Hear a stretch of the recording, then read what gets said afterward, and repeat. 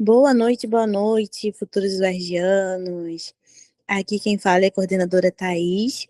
Mas antes de iniciar nossa aula de literatura com o professor Roberto Ponciano, eu vou passar aqui um vídeo institucional que tem várias informações importantes também, né, do nosso projeto, tá bom? Fiquem ligadinhos aí.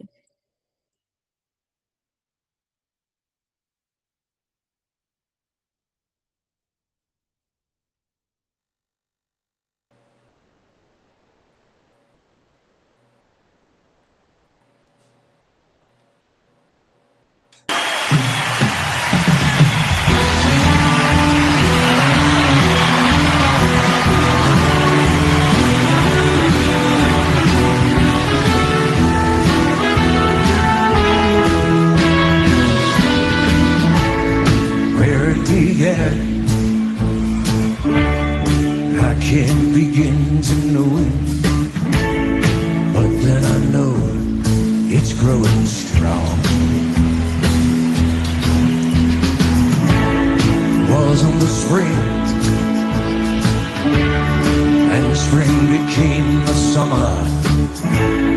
Who would believe you'd come along? Hands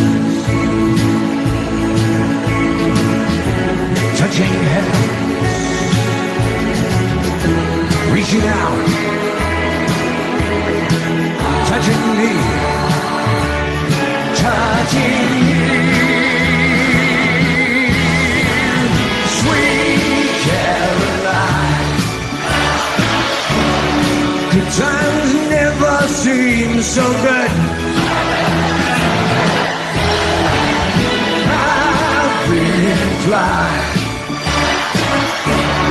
To believe they never would, but now.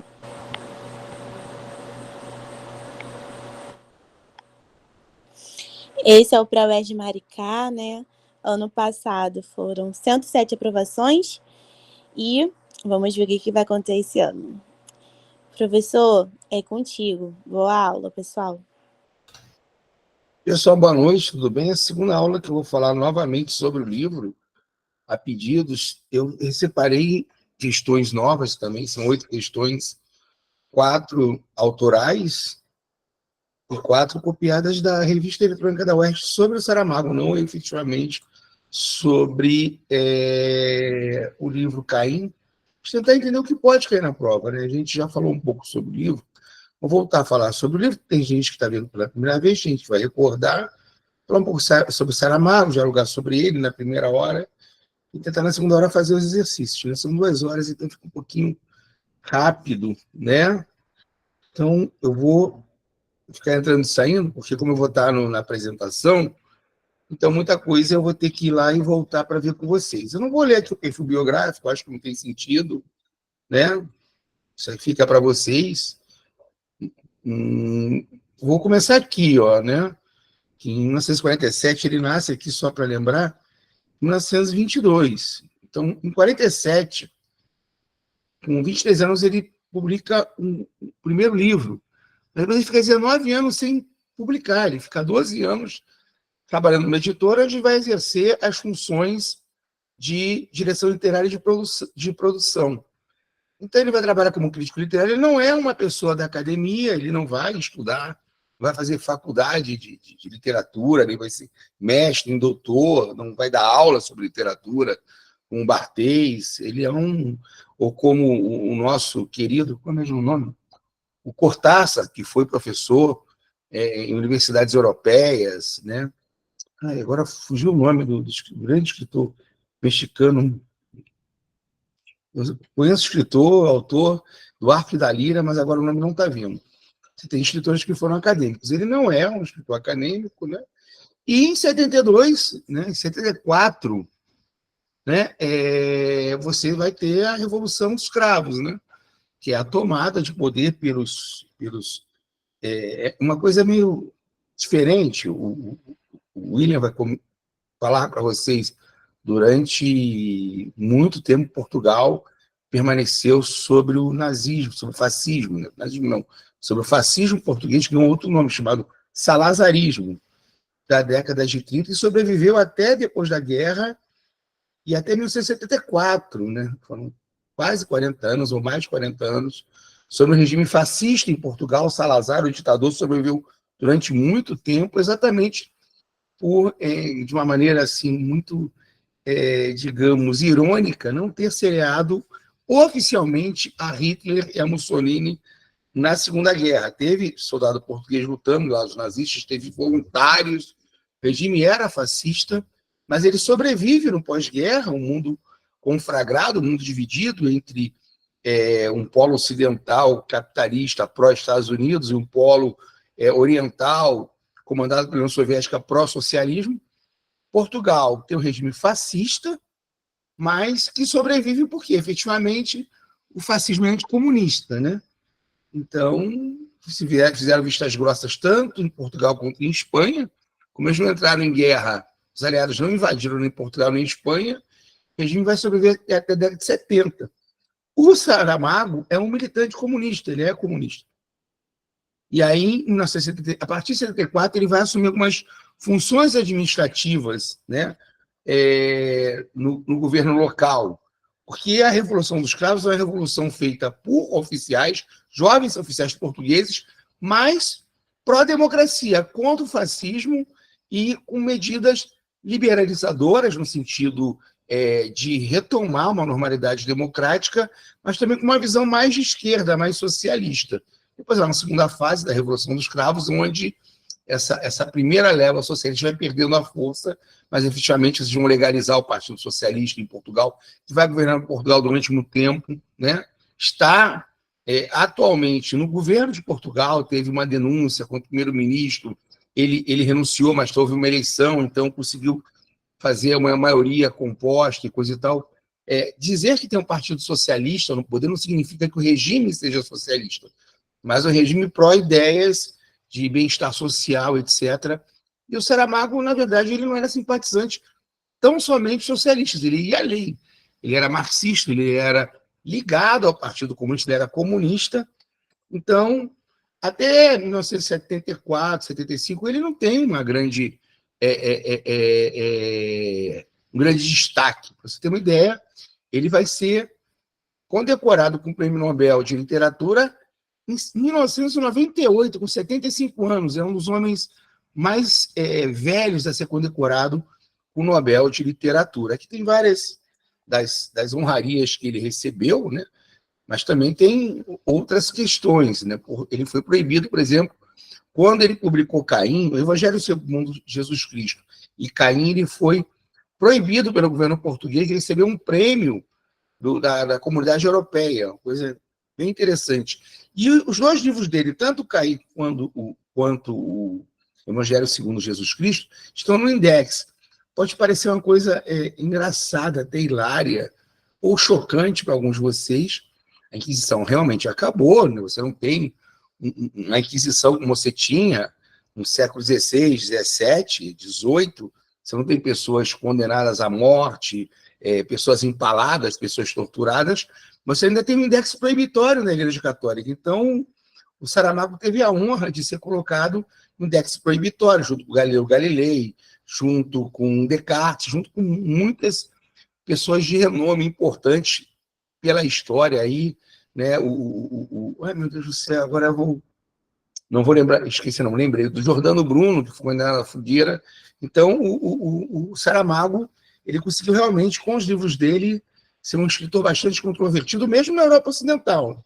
Você pensa que o Brasil é conservador, mas conservadorismo existe em todo mundo, né? O seu primeiro publicado foi o Romance Terra do Pecado, de 47. Em 55 ele começa como tradutor. Em 69 ele filia-se ao Partido Comunista, né? Ele trabalha na revista Seara Nova, que é uma revista também ligada ao Partido Comunista, e também em um jornal diário de Lisboa, que também é ligado ao partido. Então, depois da Revolução de 25 de abril de 1964, ele organiza uma equipe do Fundo de Apoio aos Organismos Juvenis, do Ministério da Educação, né? Então, ele vai trabalhar em várias entidades ligadas aos comunistas ou aos governos de esquerda em Portugal. O Movimento Unitário dos Trabalhadores, né? Vai ser diretor do Diário de Notícias. Então, ele tem uma ligação bastante interessante, bastante forte com o partido. Né? Em 92, o governo português impede a candidatura do Evangelho segundo Cristo ao Prêmio Literário Europeu. Né? É um livro que vai causar bastante polêmica. Eu vou voltar aqui para ver vocês. Alguém já leu o Evangelho segundo Jesus Cristo? Alguém conhece o livro? Alguém leu? Leu algum resumo? Alguém já teve acesso a esse livro? Não. Esse livro já caiu na UERJ. Alguém já leu ou não? Ninguém? Não, ninguém leu. Ninguém leu. É um livro delicioso, é um livro bem interessante.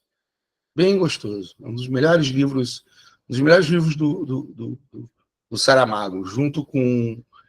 Eu trouxe aqui, eu não sei se ele caiu oficialmente ou caiu na preparação. Tem 4 questões da UERJ que eu trouxe aqui sobre o Evangelho segundo Jesus Cristo, está na revista da UERJ de 2017, está com questão de 2018. Eu não sei se foi questão oficial ou foi questão da revista, mas eu trouxe aqui as 4 questões. Né? É um livro bem interessante e nem acho o livro tão iconoclasta, não. Acho o Caim mais pesado. Eu acho um livro bem legal, assim, um Jesus bem humano. Faz lembrar aquela poesia Hoje realmente eu estou cansado, os nomes estão fugindo. Fernando Pessoa, do Menino Jesus. Vocês já leram aquela poesia do Pessoa sobre o Menino Jesus, que a Bethânia, inclusive, em alguns shows, ela recita a poesia bem bonita, que é um Jesus bem humano, bem criança, bem brincalhão, nada divino. Alguém já ouviu já leu ou ouviu o recitado, o texto do Pessoa? Então é um Jesus muito humano, é um Jesus ser humano. Tem coisas que ofendem efetivamente para quem é fundamentalista religioso. Por exemplo, Jesus é amante de Madalena. Efetivamente, amante de Madalena, dorme com Madalena, assim, faz sexo com Madalena, assim, de maneira aberta. O Saramago não nega a origem humana e a humanidade de Jesus. Isso, efetivamente, deve ter mexido muito com os setores mais à direita da igreja, Corpus Dei, então ele tomou uma ofensiva da direita muito pesada. Mas o Caim eu acho mais iconoclasta. É até simpáticozinho a Jesus, o livro, o Evangelho segundo Jesus Cristo, né? Mesmo com esse impedimento, ele vai ser muito laureado, ele vai ganhar o Prêmio Nobel de Literatura. Quem não leu nada do Saramago pode procurar para ver o filme, né? Que foi, inclusive, tem uma direção brasileira, agora esqueci o nome do diretor, brasileiro de Ensaio sobre a Cegueira. Deixa eu ver se eu acho aqui. Ensaio sobre a Cegueira, filme, direção. Só para lembrar, é um diretor famoso brasileiro, Fernando Meirelles. Vocês já viram o filme, não? É uma concepção mais atualizada do Ensaio sobre a Cegueira. Vocês já viram o filme? Quem tiver Netflix aí pode procurar e ver. E aí vai entrar no mundo do Pessoa. É fácil, Beatriz, procure na Netflix.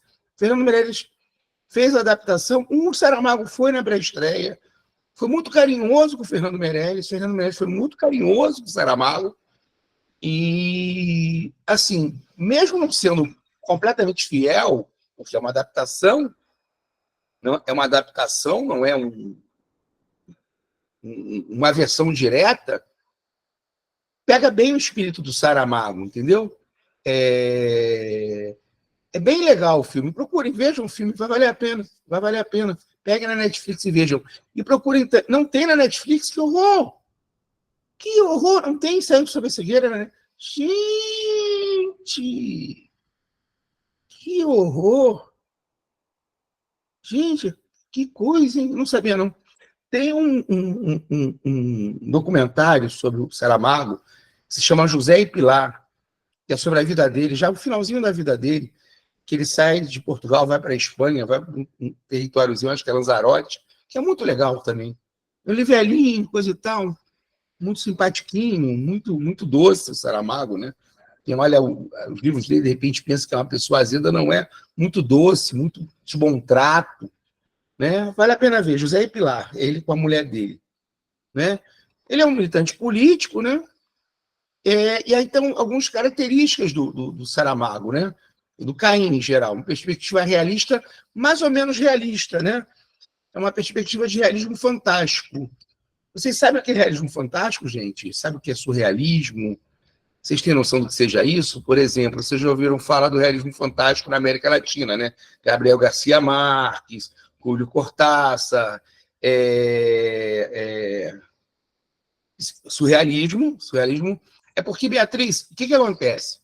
O surrealismo é um movimento europeu, inicialmente francês, e depois ele se espalha para toda a Europa, né? Que tem algumas características, que é a questão do subconsciente, também do onírico, do estágio letárgico, do estágio do sono, né? Da perda de limites entre o sonho e a realidade. Então, você vai ter muito apelo ao id, ao desejo também, né? Tem algumas outras características mais pesadas, que não são muito estudadas aqui, inclusive na obra do Dalí, né? Não sei se vocês sabem, tem uma história do Dalí bastante interessante, que a Gala, que é a mulher dele, ela era mulher do André Breton, que é um dos grandes fundadores do surrealismo, e o Dalí vai pintar algumas coisas coprofágicas, ou seja, ele vai fazer menção aos instintos mais baixos, a fezes, a urina, e aí tem uma missão, isso é de fato, é verdade, está na biografia dele, tem uma missão surrealista que vai visitar o Dalí para falar, olha, tem coisa aqui que não está legal no movimento, coisa e tal, dá para você pegar mais leve. E a Gala, ela vai largar o André Breton para ficar com o Dalí.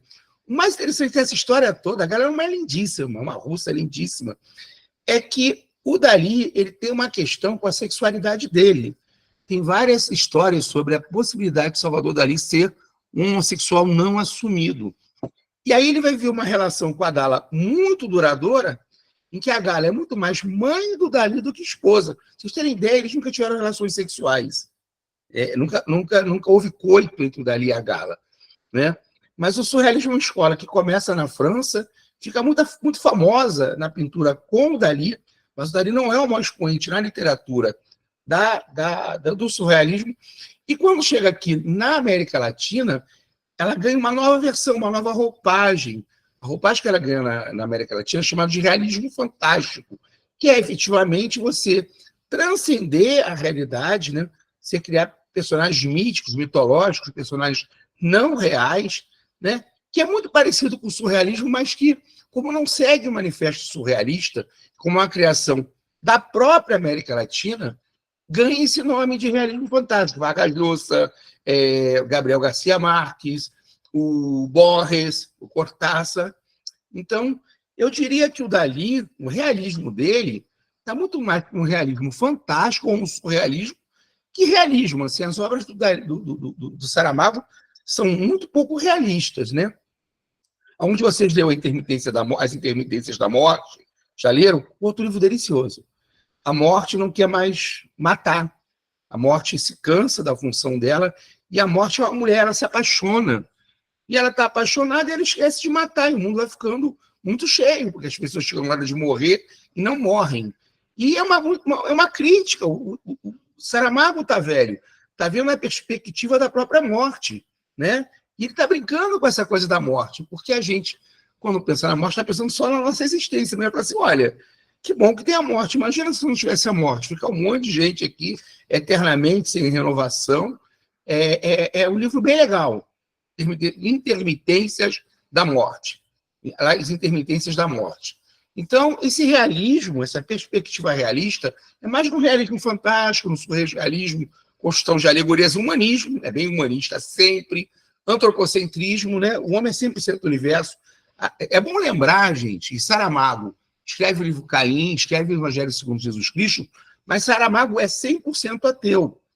Você tem que entender como Saramago vê o mundo. Saramago, uma vez, disse em uma entrevista, não sei em qual entrevista, uma coisa bem interessante, e eu já acho que já comentei na outra aula, mas de repente posso recomentar com vocês, para vocês entenderem como ele dá uma outra perspectiva às palavras. Saramago é ateu, é comunista. Aí perguntou a ele, por que você sempre trabalha com figuras ligadas ao cristianismo, figuras mitológicas?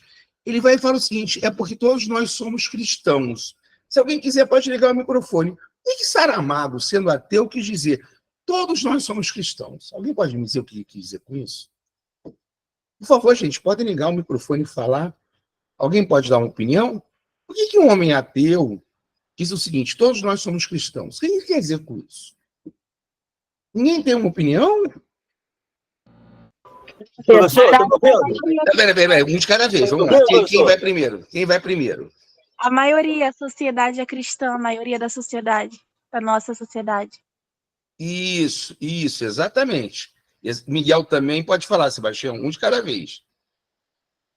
Você tocou na questão da morte. A morte cansou de ser morrida, né? Talvez ele criou uma certo humor em relação à morte, como se apaixonando pela vida, né? Uma paixão pela vida. A morte cansou de matar. Isso é uma forma realista, mas eu não estou entendendo, porque a morte cria um paradoxo, né? Cansou de morrer e quer a vida. Mas eu não falei que você era realista. Mas eu não entendi essa ideia associada ao realismo. Vamos lá, você então não entendeu tudo que eu falei. Não está muito romântico? Não, você então não entendeu. Eu falei bem concretamente que ele não era realista. Eu estou perguntando para entender, eu não entendi muito bem, não. Não, peraí. Então, não, é mais do que não entendeu, você não escutou. Eu fiz Deixa eu primeiro comentar essa questão do cristão e depois volto. Olha, todos vocês acertaram. E é um paradoxo, né? Ele fala, todos nós somos cristãos. O que ele quer dizer com isso? Nós vivemos numa sociedade cristã. Então você pode ser budista, você pode ser shintoísta, você pode ser muçulmano, você pode ser ateu, mas a sociedade brasileira é cristã. Então os preceitos e regras morais, né? Se você vive numa sociedade que é cristã, aqueles costumes vão influenciar você. Então, por mais que você diga, olha, eu não sou cristão, isso é uma mentira. Você pode não acreditar, você pode não ir à igreja, você pode não seguir nenhum daqueles preceitos, mas moralmente você está preso àquela sociedade. Ninguém vive fora da sociedade. Ninguém vive fora daquele regramento. Você não tem como dar as costas para isso, né? Então é exatamente isso, acertar, fiadíssimo. Sebastião, vamos lá. Depois, se você quiser, você volta. Eu fiz, inclusive, uma crítica. O fato de estar aí, esse texto eu peguei, ajeitei alguma coisa eu não ajeitei. Esse texto não é meu, tá? Esse PowerPoint foi ajeitado de um apanhado de coisas que eu peguei na internet. Em vários textos sobre o Saramago, vários, não é isso? Em vários, vai dizer que ele tem uma perspectiva de realismo. E apontando, inclusive, para o realismo português, eu trouxe uma outra aula, o realismo português. Só que é muito difícil ele pegar um único livro que seja do Saramago realista. Todos eles têm episódios de realismo fantástico, ou seja, um realismo que transcende a realidade. No caso da intermitência da morte, a morte é uma mulher com desejos. Então, a morte, você está certinho, a morte está simbolizando a vida, assim, ela cansei de matar. Só que a morte tem uma missão, né? Ela tem que voltar a matar, porque se ela não voltar a matar, o mundo degringola. E é bem interessante, porque ele está velhinho, está pensando na própria morte, mas ele está realmente dizendo, ao mesmo tempo que ele fala desse amor à vida, que a morte também é amor à vida, né? A morte significa renovação, mas você tem razão em dizer que ele não é um realista no sentido daquela escola de realismo, mas foi o que eu falei. Você volta um pouquinho à aula, você vai ver. Ele tem uma ligação, você poderia ligá-lo mais facilmente com o realismo fantástico, com o surrealismo, né? Humanista, claro que ele é humanista, antropocêntrico, temática social e crítica política, embora a gente tenha que entender o seguinte: Saramago não faz um discurso político, isso é muito importante, gente. Saramago não faz um discurso político na obra dele, ele faz literatura. Literatura é uma outra coisa, é um outro registro. Eu posso falar sobre tudo e estar fazendo literatura. Alguém que já leu 100 Anos de Solidão? Alguém que já leu 100 Anos de Solidão? Não? Tem um episódio no 100 Anos de Solidão. Beatriz, que legal! Que bom! Você pode me ajudar. Aquele episódio da grande chacina que tem na Colômbia, só que eu não lembro mais o nome da chacina, e que acontece e que ninguém lembra. Ele participa, acho que é o Aureliano Buendia, que participa da chacina, que ele se salva, por acaso matam todo mundo, mas ele está lá no meio e não é assassinado. E depois existe um apagamento, ninguém se lembra. Como não foi divulgado, como não foi publicado, é como se a chacina nunca tivesse acontecido. É um fato político real, que aconteceu de verdade, a chacina aconteceu de verdade no local real. No livro, o registro está como acontecendo no local imaginário, né? E o livro vai falar desse apagamento da história, fazendo uma alegoria política e fazendo a denúncia sem necessariamente ser um discurso político. Então, é bom entender que o Saramago também trabalha assim. Para ele, a literatura é um outro registro. Tanto que eu trouxe um texto aqui que ele fala que não se... Olha que coisa interessante. Ele que é comunista, que é ateu, que é militante político, diz o seguinte: não se muda o mundo com literatura. Ajuda, mas não muda. Olha que coisa interessante que ele fala. Olha, a gente não vai mudar o mundo com literatura. A literatura ajuda, mas a literatura de per si não muda. Então, ele vê a literatura como um outro registro, que é interessante. Eu já tive uma visão de literatura, mas não é questão de engajamento, pode ser engajada, mas instrumental, que é a literatura como discurso. Hoje, eu entendo que a literatura é um outro registro, ela tem que ser, de tudo, literatura. E o Saramago faz isso. Ele tem uma qualidade no texto dele excepcional, né?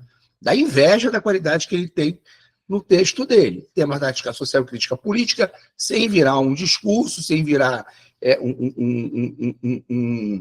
um texto piorado, né? Apenas política crítica religiosa, anticlericalismo, tudo isso aqui você pode usar para a prova. Podem pegar depois com a Thaís, se ela não tiver passado, podem ficar com o PowerPoint, podem usar o PowerPoint para estudar, né? Presença de elementos mágicos e fantásticos, aí diálogo com a atração da literatura portuguesa. Camões pouco, tá? Camões pouco, Vieira pouco, eu acho mais os realistas. Eu acho mais o Essa, mais o Camilo Castelo Branco. Camões, Garré, não acho muito, não. Aí tem vários livros, não vou ficar passando todos eles, é bobagem isso, né? Não preciso passar tudo isso.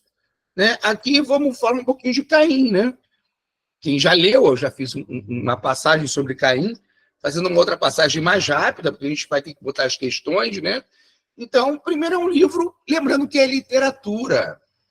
Então, o que o Saramago vai fazer é fazer um novo registro da mitologia.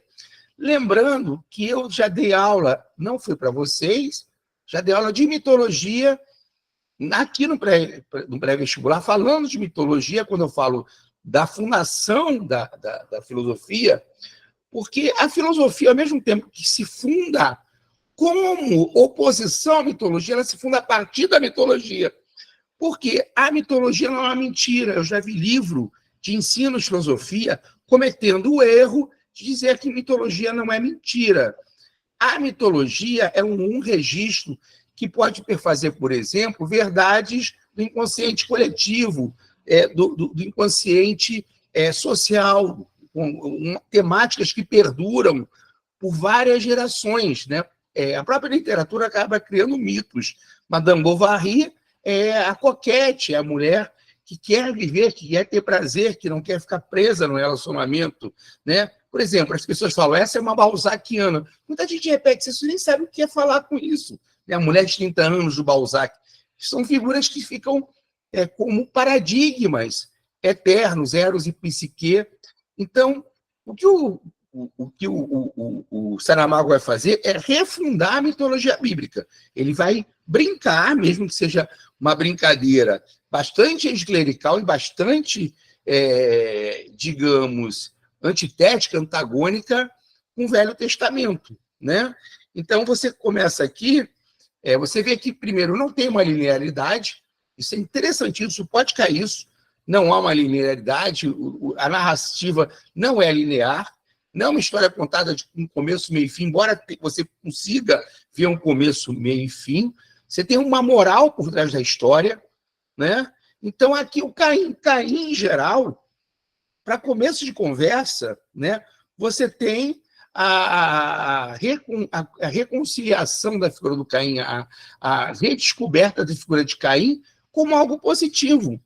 Em toda mitologia bíblica, Caim é o símbolo do mal. Caim vai gerar as nações que não são as nações israelenses. Caim é o cara rejeitado, Caim é um excomungado, Caim é um assassino.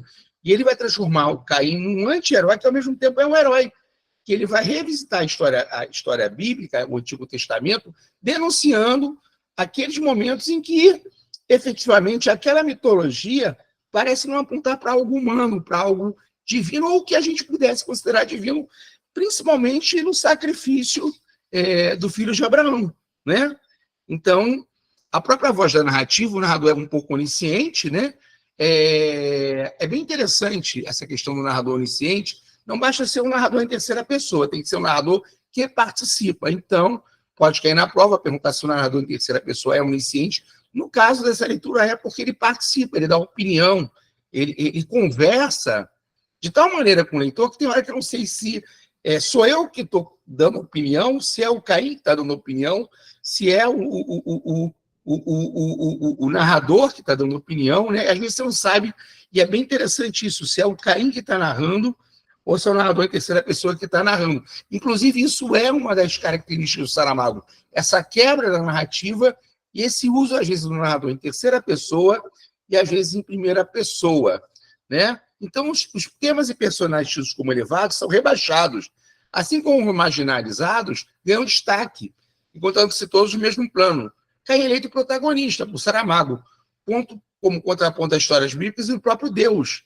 Essa espécie de coração de Caim surge como representante da cosmovisão carnavalesca, né? Um novo rei instaurado, um rei que passará em revista uma série de atos do Senhor, expondo e argumentando contra eles, forçando a que passem por uma mudança.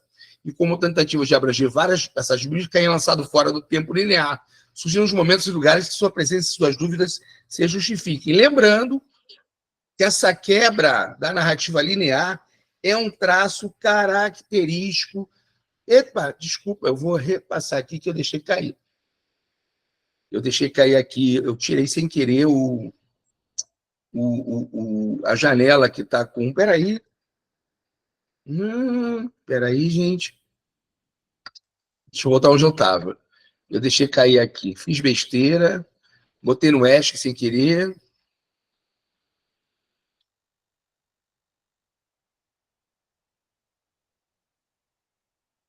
Então, deixa eu voltar lá. Deixa eu apresentar para vocês. Então, uma das características da obra do Saramago é essa questão de você ter uma inversão, né? O que é sagrado vira profano, o que é profano vira sagrado, o que é vilão vira herói, o que é herói vira vilão, né? O Caim é um anti-herói, mas se torna herói, né? É um traço do grotesco em Saramago, né?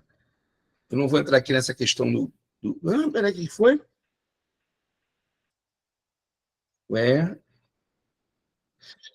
Então, no primeiro momento, Caim e Abel, entre contrários, compreendem que são complementares. Então, funciona essa ideia de duplos homogêneos, né? Então, você tem, na apresentação do personagem, essa harmonia construída. São antitéticos, mas que se complementam. Mas a interferência é de Deus que vai quebrar essa harmonia, né?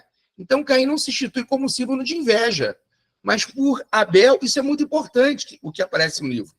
Por que existe culpa de Deus na narrativa? Porque Caim, para Saramago, não é só o símbolo da inveja, mas é Abel que se torna o símbolo da soberba. A inveja e a soberba são complementares. E Caim vai perguntar a Deus, por que você então deixou que isso acontecesse? Por que você deixou que a soberba crescesse no coração dele? Por que você beneficiou só a oferta dele? Por que você escolheu uma pessoa? Por que você não foi equânime? Por que você não manteve o equilíbrio? Então ele vai o tempo inteiro questionando Deus, entendeu? Então, o livro ele vai refundar e requestionar toda a narrativa bíblica, né? Então, no momento em que, efetivamente, Caim mata Abel, ele vai compartilhar... Eu não vou passar todas as telas, não, senão não vai dar tempo de eu passar as questões. Ele vai compartilhar a culpa com Deus. E, a partir disso, ele vai começar a questionar muitas das narrativas do Velho Testamento e a nossa própria crença no divino. Se é um Deus que é tão bom, por que ele não previu isso? Se é um Deus que é tão bom, por que ele não evitou que eu matasse meu irmão? Eu sou culpado dessa morte, mas Deus também é culpado. Olha essa parte, não é certo, devo estar a sonhar. Com os deuses isso acontece muitas vezes, por serem, como se diz, inescrutáveis os vossos desígnios. Isso muita gente fala. Os pensamentos de Deus, né, as perspectivas de Deus são inescrutáveis, perguntou Caim. E depois ele vai. Isso aí claramente é uma intervenção do Saramago. Essas palavras não agissem nenhum Deus que eu conheça. Nunca nos passarei pela cabeça dizer que os nossos desígnios são inescrutáveis.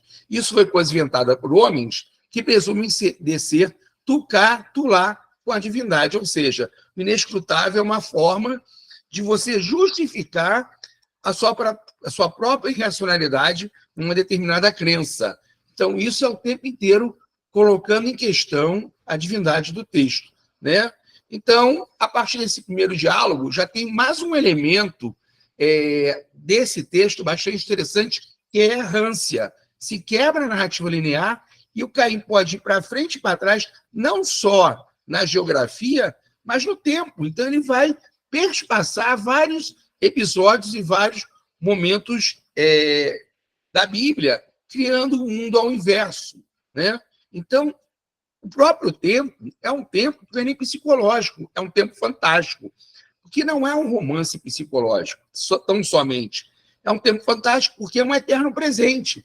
O burro, quando o Caim monta no burro, parece que o burro é mágico, não está escrito que é mágico, mas parece, ele tanto pode ir para frente quanto para trás no tempo. E, no entanto, ele está sempre no presente dele, porque quando ele volta ao território onde ele conhece... meu Deus do céu! Daqui a pouco vem o nome da mulher de Caim. Gente, hoje eu estou péssimo, estou muito cansado, então os nomes estão fugindo. Que é a antítese de Eva, Lilith. Eu estou muito cansado, os nomes estão fugindo. Quando ele volta para Lilith, você vê que ele vai para frente no tempo, para trás no tempo. Naquele período de tempo pode ter se passado muitos e muitos anos, e quando você vai ver, se passou poucos meses ou poucos anos. O filho dele nasceu, o marido de Lilith morreu, mas é um tempo muito pequeno frente ao tempo em que ele passou dentro da narrativa bíblica, porque ele vai participar da Arca, ele participa de Sodoma e Gomorra, ele participa da tentativa de assassinato do filho de Abraão. Isso é um período de tempo gigantesco. Mas quando ele volta para Lilith, quando ele volta para a terra de Lilith, passou o quê? 7 anos, 8 anos, 9 anos, 10 anos, passou um tempo muito pequeno. Então não existe um tempo cronológico, nem bem um tempo psicológico, existe um tempo fantástico. Uma outra característica dessa narrativa, a própria Lilith, né? Lilith não é um personagem bíblico, pelo contrário, é uma personagem antibíblica, diríamos, é o contrário de Eva. Se Eva é uma mulher, digamos, inocente, se Eva é uma mulher sem pecado, ela peca porque ela avança sobre a árvore do conhecimento e peca na ingenuidade, que é uma história muito mal contada também. Lilith é o contrário, é uma mulher sensual, uma mulher senhora de si mesmo, é uma rainha que é poderosa, o rei é submisso a ela, na verdade, quem comanda o palácio, ela dorme com quem ela quiser, o marido dela tem que aceitar isso.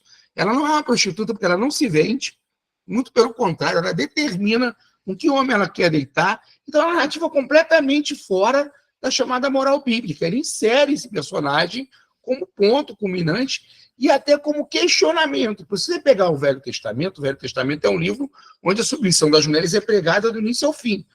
É um livro de uma sociedade patriarcal, uma sociedade pastoral patriarcal, onde as mulheres têm que ser submissas. Lilith é o contrário disso, ele insere Lilith ali, não é à toa. Saramago não coloca Lilith à toa. Como muitas vezes textos sobre o feminismo, sobre a emancipação das mulheres, pode cair Lilith na prova, e a Lilith simboliza isso, tá? A Lilith simboliza a mulher com poder, a mulher sensual, a mulher erótica no bom sentido. Porque há 2 sentidos no erotismo da mulher, né? Um sentido de que a mulher é a portadora do pecado, é a portadora da carne, né? Que seduz os homens são seduzidos pelas mulheres. Isso é algo negativo em todas as religiões monoteístas. Então, sob essa visão, efetivamente, Lilith seria não um exemplo de poder da mulher, mas, pelo contrário, um exemplo de como a mulher pecaminosa, que conduz a uma mulher à perdição. Isso é uma visão, mas essa seria a visão efetivamente religiosa.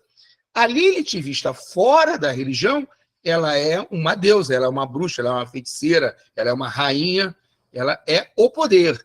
Então, tem essa duplicidade e tem essa multiplicidade de figuras de Lilith, que não é uma figura bíblica. Já começa por aí. Saramago utiliza tanto a ironia, tem uma parte que não sei se vocês notaram. Vocês notaram no início do livro que assim que Deus dá a palavra, dá a voz a Adão e Eva, sem antes eles conhecerem a árvore, sem antes eles comerem a árvore do conhecimento, eles já passam a noite juntos? Vocês notaram isso ou não? Não notaram esse pequeno detalhe? Que logo que eles começam a falar, eles vão e se deitam. Né? Se deitam e ele fala, olha, eles continuam... Então, veja, releia, tá lá.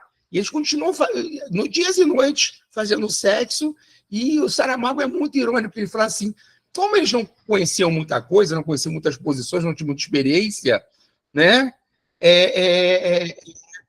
Aquilo chega a ser um pouco entediante, mas é o que eles têm para fazer ali, só tem ele e ela. Então, muito antes de que efetivamente o pecado original tenha ligado ao sexo. Sim, a Lilith está colocada ali com um elemento bastante antitético à visão religiosa da mulher, né? E assim, inclusive, o Saramago faz uma menção que o livro dos disparates pode estar conectado à própria visão dele da Bíblia, né? E então, o narrador vai se apossar do discurso de Caim, né? Vai se confundir o narrador com Caim, então ele vai atualizar não só a linguagem, mas o conteúdo. Então, a cada momento, Caim vai dar um juízo sobre o livro bíblico. Falta só 15 minutos, eu quero ter 1 hora para falar das questões, vou tentar resumir, tá? Eu vou parar a partilha. Por exemplo, o episódio do sacrifício do filho de Abraão, em que é um dos episódios assim, mais pesados da Bíblia, mas é um episódio no qual se assenta a ideia do destino manifesto e da santidade de Israel. É a promessa de Deus, o pacto com Abraão, que gera a santidade de Israel. E o Saramago vai ver isso como um dos piores crimes. Ele vai falar o seguinte, mas que Deus é esse que é capaz de mandar alguém matar o próprio filho? E que homem é esse que pode acreditar num homem que pede para Deus matar seu próprio filho? E o próprio Isaac, não, o filho de Abraão, não é isso? O próprio Isaac falou, mas pai, e se não chega o Caim aqui? Não foi o anjo que me salvou, não. Como é que é ser? Não, Deus é te salvar. E aí ele apresenta isso como uma forma de fé ignorante, de fé fundamentalista, porque você tem que acreditar sempre que Deus vai dizer o que é melhor para você. E a partir disso, você pode justificar as maiores calamidades, as maiores simplicidades, os maiores crimes, porque você apresenta os seus desígnios como divino para perpetrar seus próprios crimes. Então é pancada em cima de pancada, né? Tem a história da mulher de Ló que volta-se, e o Caim fala, mas o narrador fala, eu acho, mas que mulher não voltaria? Eu viraria estátua de sal. Pô, tá pegando fogo, tá pegando fogo, então vamos virar. Então todo mundo viraria estátua de sal. Então imagina, você castigar uma pessoa só por ela ser curiosa, só por ela ter uma curiosidade, que é uma característica inerente ao gênero humano. Então é uma pancada em cima de pancada do gênero bíblico, do texto bíblico, do Testamento. Tem a questão do incesto, em que as duas mulheres dormem com o próprio pai, as duas filhas dormem com o pai, que dizem que o pai está bêbado. Aí o Caim fala, mas vem cá, mas quem é que bêbado consegue ter uma relação sexual? A pessoa que está bêbada, ela fica também impotente. Como é que esse homem estava potente o suficiente 2 noites seguidas para dormir com as filhas, mas não o suficiente para reconhecer que elas eram filhas dele, e fez isso ainda em nome do Senhor? Ele vai questionando o texto bíblico até chegar ao ato final, quando ele mata todo mundo na arca e se vinga de Deus. E Deus vai dizer para ele, olha, mas você matou todo mundo. Eu falei, eu? Não, matei 3. Quem matou a humanidade inteira foi você. Eu só completei o seu serviço.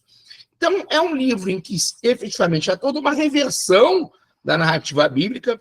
É um livro muito anticlerical, mas é bem interessante também notar o que o Saramago fala. Não acredite em nenhuma religião ou não religião que considere uma outra religião uma heresia. Ou seja, ele é partidário da liberdade religiosa absoluta. Ao mesmo tempo que ele critica o texto bíblico, ele critica todo e qualquer tipo de fundamentalismo religioso. Tem uma entrevista dele que ele fala que não segue nem os 10 mandamentos da Bíblia, nem os 10 mandamentos do Partido Comunista, ou seja, ele não segue nenhum tipo de ortodoxia. Então, Caim é um livro muito múltiplo, é um livro muito cheio de inquietações, com vários tipos de influências. Eu apresentei algumas na primeira aula. Não vou falar só sobre isso, porque eu quero botar as questões. E eu queria usar esse tempo até umas 8h30 para escutar vocês, suas impressões sobre o livro, suas inquietações, suas perguntas. Podem ligar o microfone e perguntar, por gentileza. Senão só fico falando. Eu acho muito chato uma aula em que só eu fale, queria escutar vocês. Por favor, quem vai primeiro? Vocês não têm nenhuma pergunta, nenhuma curiosidade, nenhuma opinião? Olha, eu acho que tem uma coisa aqui no livro que eu não entendi. Nada? Professor? Pode falar. Está me ouvindo? Tá me ouvindo? Olha só, eu assisti um documentário sobre José Saramago, né? Ele morreu de leucemia, né? Você sabe disso. Tinha leucemia. Eu não sei a causa da morte. Leucemia. Ele morreu bem velhinho. Leucemia, bem velhinho, morreu de leucemia. Leucêmico. E mesmo assim ele produzia obras, né? Será que antes dessa fase, da fase mais avançada, ele ainda produzia obras? Poesia? Ainda produzia? O Saramago não fez muita poesia, não, mas... É só uma curiosidade só. Porque olha, pelo que o eu documentário não fala sobre isso, não fala. O Saramago começou a escrever muito velho, praticamente até quase a morte dele, ele estava lançando o livro. Então, efetivamente, eu acho que enquanto ele teve lustro, teve em condições de escrever, ele escreveu, basicamente até morrer. Não sei se você viu, foi porque eu vi o Pilar de Saramago, mas não me liguei sobre a... Porque o Pilar de Saramago... Estou perguntando isso porque talvez o estado de saúde dele escreveu obras com termos de morte, né? Da vida dele, né? A morte, o experimento da morte. Talvez, não tinha nada a ver, né? Não, ele só escreveu um livro sobre a morte, intermitência da morte, um livro muito poético.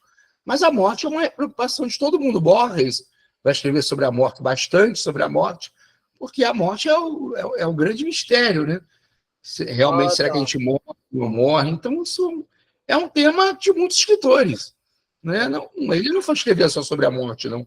E ele vai escrever quase até o fim da vida, porque ele vai ficar no exílio com Pilar, num exílio voluntário, e ele é o homem da palavra, ele não vai parar de escrever. Eu não sei se você viu. Entendi. Essa informação foi importante. Obrigado, tá? Quem mais, gente? Você leu o Conto da Aia? O Conto da Aia, eu não li o Conto da Aia. Eu sei que tem um seriado, coisa e tal, mas eu não li. Mas vocês não leram nada ainda do livro, Caim? O livro é um livro pequeno, gente. Leiam, se atrevam a ler o livro. É pequeno, é divertido e é fácil de terminar. Eu tinha lido o Caim fazia muito tempo e a primeira vez que fui dar aula aqui atrás, lembra? Não sei há quanto tempo, faz 2 ou 3 meses, quando me pediram para dar aula sobre o Caim, eu corri para ler, eu li em um dia. O livro é muito pequenininho. É um livro que dá para ler com muito prazer. E é um livro fácil de ler. Tem livro que é pequenininho, mas é chato. Esse é tão divertido. Eu ri tanto, né? Eu ri tanto que eu acho que a pessoa que passasse por mim, estivesse indo no livro na web, ia pensar que eu era meio imbecil, né? Eu não sei se vocês passaram por essa experiência de estarem lendo um livro no meio da rua e começar a rir, as pessoas olhando, esse cara é meio... Eu já passei por isso algumas vezes, né? Alguns livros são hilários, então, tem livros que são hilariantes. Não todos, né? Tem livros que são pancada, mas tem livros que você lê e você começa a rir porque tem uma ironia muito fina. E esse livro do Caim, várias vezes eu dei gargalhada. Falei, gente, isso eu também comecei a rir. Eu também muito engraçado. Muito engraçado. Por exemplo, aquela da Arca de Noé. Ô, unicórnio, vem, unicórnio! Só falta você, unicórnio! Só falta você!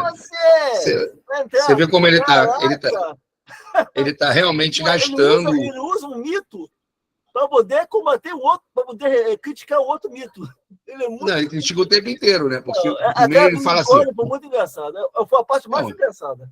O unicórnio é o final, né? Porque ele já começa a dizer das medidas, da quantidade... Vocês não vão fazer isso sozinho, não. Deus vai mandar um exército aí. A provisão bíblica, que não está na Bíblia, ele coloca, que as pessoas colocam. Então, Deus mandou um exército de anjos, coisa e tal, e depois não vai ficar presa aqui, porque como é que essa arca vai sair daqui? Aí carrega a arca pelo alto. São momentos muito hilariantes do livro. Eu acho o livro bem hilariante, é bem interessante, é muito fácil. Se desafiem a ler, não é um livro difícil, não. É um livro fácil. Por mais que vocês estejam assistindo aula, lendo sinopses e coisa e tal, é sempre importante ler a própria obra. Pode aparecer alguma coisa que escape para vocês. E lendo a própria obra, você sempre recupera. Eu, às vezes, tenho que reler obras que eu já li há muito tempo, eu me surpreendo com coisas que eu esqueci absolutamente e numa releitura se tornam muito importantes, né? Eu vou ler e falo, gente, mas eu tinha esquecido isso, ou eu não tinha visto isso. Aí eu vou reler e pego, né? Isso. Pessoal, vocês querem fazer um intervalo, querem tomar uma água, não querem, a gente vai direto para as questões. Digam o que vocês querem, por favor. Professor, eu tenho uma pergunta para o senhor. Pode fazer. Quanto às escolas literárias, você acha que pode cair alguma questão na UERJ, perguntando do Saramago? Sim. Alguma característica de escola literária, de Sim. contexto Sempre histórico? cai. Sempre cai. Sempre. Eu vou te mostrar aqui questões do Saramago em outra prova em que ele foi comparado com o João Cabral de Melo Neto, que é modernista. Por isso que eu dei o realismo, né? Por isso que eu dei o realismo. O momento que o anjo chega atrasado é muito hilário mesmo. Por isso que eu falei do realismo português, que eu acho que eles podem fazer alguma inferência com o realismo português. Quero, na próxima aula, falar não do Saramago, mas eu quero fazer uma aula sobre modernidade e vanguarda, que são dois conceitos muito próximos, mas são diferentes. Porque o que a gente chama de modernismo no Brasil, na Europa já é a vanguarda. O modernismo na Europa é lá atrás, é o simbolismo. Cruz e Souza, no Brasil, já seria modernista na Europa. Então, o Saramago tem várias... É que, na verdade, você não consegue encaixar o Saramago numa caixinha só. Você tem algo do realismo pela influência da literatura portuguesa, então se fala muito em realismo Saramago. O Sebastião está correto, não é muito bom falar em realismo, porque o realismo, efetivamente, ele tem uma linha de narrar muito cronológica, mesmo que tenha sátira, por exemplo, tem no Machado de Assis, mas a realidade nua e crua, a realidade como ela é, embora o Machado já prenuncie um realismo fantástico com o defunto autor, né? Mas não é completamente. O Saramago já namora o surrealismo, o Saramago namora o realismo fantástico, namora as vanguardas, porque ele tem a desconstrução da linguagem, o narrador, ele às vezes é um narrador onisciente, mas ele nem sempre, ele fica no narrador em terceira pessoa, ele vai para o narrador em primeira pessoa, ele tem a desconstrução da linguagem, com a questão da pontuação, dos nomes próprios. Então, tudo isso, Jonathan, é capaz de cair. Só que o Saramago é difícil de classificar ele só numa caixinha. Então, vai depender de como vai vir o enunciado para você responder. O Saramago é muitas coisas, entendeu? É difícil você encaixar. Por exemplo, se eu falar que o Saramago é um escritor pós-moderno, tem problema. Por que tem problema? A pós-modernidade, a principal característica dela é a morte das grandes narrativas, né? Socialismo, comunismo, liberalismo. Na pós-modernidade não existem verdades. A verdade é sempre muito focal, muito daquele momento, muito daquele discurso. A verdade é um discurso. Você não pode falar isso do Saramago. O Saramago ele ainda continua advogando grandes causas. É um cara que foi ligado ao Partido Comunista, é um marxista, e ele faz uma desconstrução da Bíblia, uma visão humanista existencialista. Então, ao mesmo tempo que tem características da pós-modernidade, da desconstrução do texto, tem características que são ainda da modernidade, que são os grandes discursos, as grandes narrativas, as grandes causas. Então, Saramago é um escritor, ao mesmo tempo fácil, acho mais fácil que alguns outros que caem, mas complexo, tem muita coisa nele. Né? É tipo aquela bonequinha russa que você vai tirando, a matriusca, não é isso? É matriusca? Eu estou falando Berta, gente. É matriusca, não é o nome que fala, aquela bonequinha? Você tira, tem uma outra, tira, tem uma outra, tira, tem uma outra, tira, tem uma outra. É mais assim, mais ou menos assim que é o Saramago. Uma das questões, né, eu acho que é melhor botar as questões já, a Thaís pode passar para vocês o PowerPoint que eu preparei com vários textos, tá? Não preparei com texto só, não fui encaixando os textos e preparei. E eu vou botar agora a questão para vocês e vamos trabalhar essas questões conjuntamente, né, que a aula é rápida, a aula do Enem é maior, né, 3 horas, a aula aqui é de 2, então pode parecer muito tempo, mas não é muito tempo. Então, deixa eu botar as questões para vocês. Vocês receberam as questões, né? Vocês devem ter recebido a questão sem gabarito. Amanhã podem pedir a questão com gabarito, tá? Podem pedir que eu falei que depois da aula eu podia liberar. Pode botar para mim? Então, vou aqui apresentar para vocês as questões discursivas. Eu não vou ler esse texto todo. Vocês todos têm um texto? Todos receberam o texto? Todos receberam o texto, gente? Eu sim. É que o texto está tão grande. Então, vamos ler, temos 1 hora. Quando o Senhor, também conhecido como Deus, se apercebeu de que Adão e Eva, perfeitos em tudo que apresentavam à vista, não lhes saíam uma palavra da boca, nem emitiam ao menos um simples som primário que fosse, teve de ficar irritado consigo mesmo, uma vez que não havia mais ninguém no jardim do Éden a quem pudesse responsabilizar pela gravíssima falta. Com os outros animais, todos eles tais como os humanos do face divino, uns por meio de rugidos e mugidos, outros por roncos, chilreios, assobios e cacarejo, desfrutavam já de voz própria. Num acesso de ira, surpreendente que em tudo poderia ter solucionado contra o rápido Fiat, correu para o casal e, um após outro, em contemplações semi-medidas, enfiou-lhes a língua pela garganta abaixo. Dos escritos em que, ao longo dos tempos, vieram sendo consignados um pouco ao acaso, os acontecimentos das remotas épocas, quer de possível certificação canônica futura ou fruto de imaginação apócrifas e mediavelmente heréticas, não se aclara a dúvida sobre que língua terá sido aquela. Se um músculo flexível e úmido, que se mexe e remete na cavidade bucal e às vezes fora dela, ou a fala, também chamada idioma, de que o Senhor lamentavelmente se havia esquecido e que ignoramos qual fosse, uma vez que dela não ficou o menor vestígio, nem ao menos um coração gravado na casca de uma árvore com uma legenda sentimental. Qualquer coisa no gênero amo-te, Eva, como uma coisa em princípio não deveria ir sem a outra, é provável que outro objetivo do violento empurrão dado pelos senhores mudas línguas dos seus elementos fosse pô-las em contato com os mais profundos interiores do ser corporal, as chamadas incomodidades do ser, para que no porvir, já com o conhecimento de causa, pudessem falar da sua escura e labiríntica confusão, a cuja janela a boca já começava eles a somar. Tudo pode ser. Evidentemente, no escudo de um artífice só lhe ficava bem, além de conversar com a devida humildade ou negligência, o Senhor quis comprovar que o Senhor havia sido corrigido e assim perguntou a Adão. Tu, como te chamas? E o homem respondeu, sou Adão, teu primogênito, Senhor. Depois o Criador virou-se para a mulher, e tu como te chamas? Sou Eva, Senhor, a primeira dama. Respondeu ela desnecessariamente, uma vez que não havia outra. Deu o Senhor satisfeito, despediu-se com o paternal até logo e foi logo à sua vida. Então, pela primeira vez, Adão disse para Eva, olha só que interessante, vamos para a cama. Já começa aí. Vamos para a cama. A cena retrata uma reescritura modernista e bem-humorado gênese bíblico. Na narração, há elementos iconoclastas da obra com relação à interpretação ideológica da Bíblia, como uma figura de linguagem que aparece em toda a narração. Retire do texto, o trecho identifica a figura de linguagem. Está aqui, eu botei embaixo, qual é a figura de linguagem que vai aparecer em todo o texto, né? Aqui a resposta está na pergunta. Peraí. Não, perdão, gente. Aqui, ó. Aqui, ó, iconoclastia consiste na subversão das hierarquias e no ataque a uma mitologia consagrada, usando da ironia para estabelecer a crítica do texto bíblico. Neste primeiro texto, a ironia acontece no trecho. Deu-se o Senhor por satisfeito, despediu-se com o paternal até logo, foi a sua vida.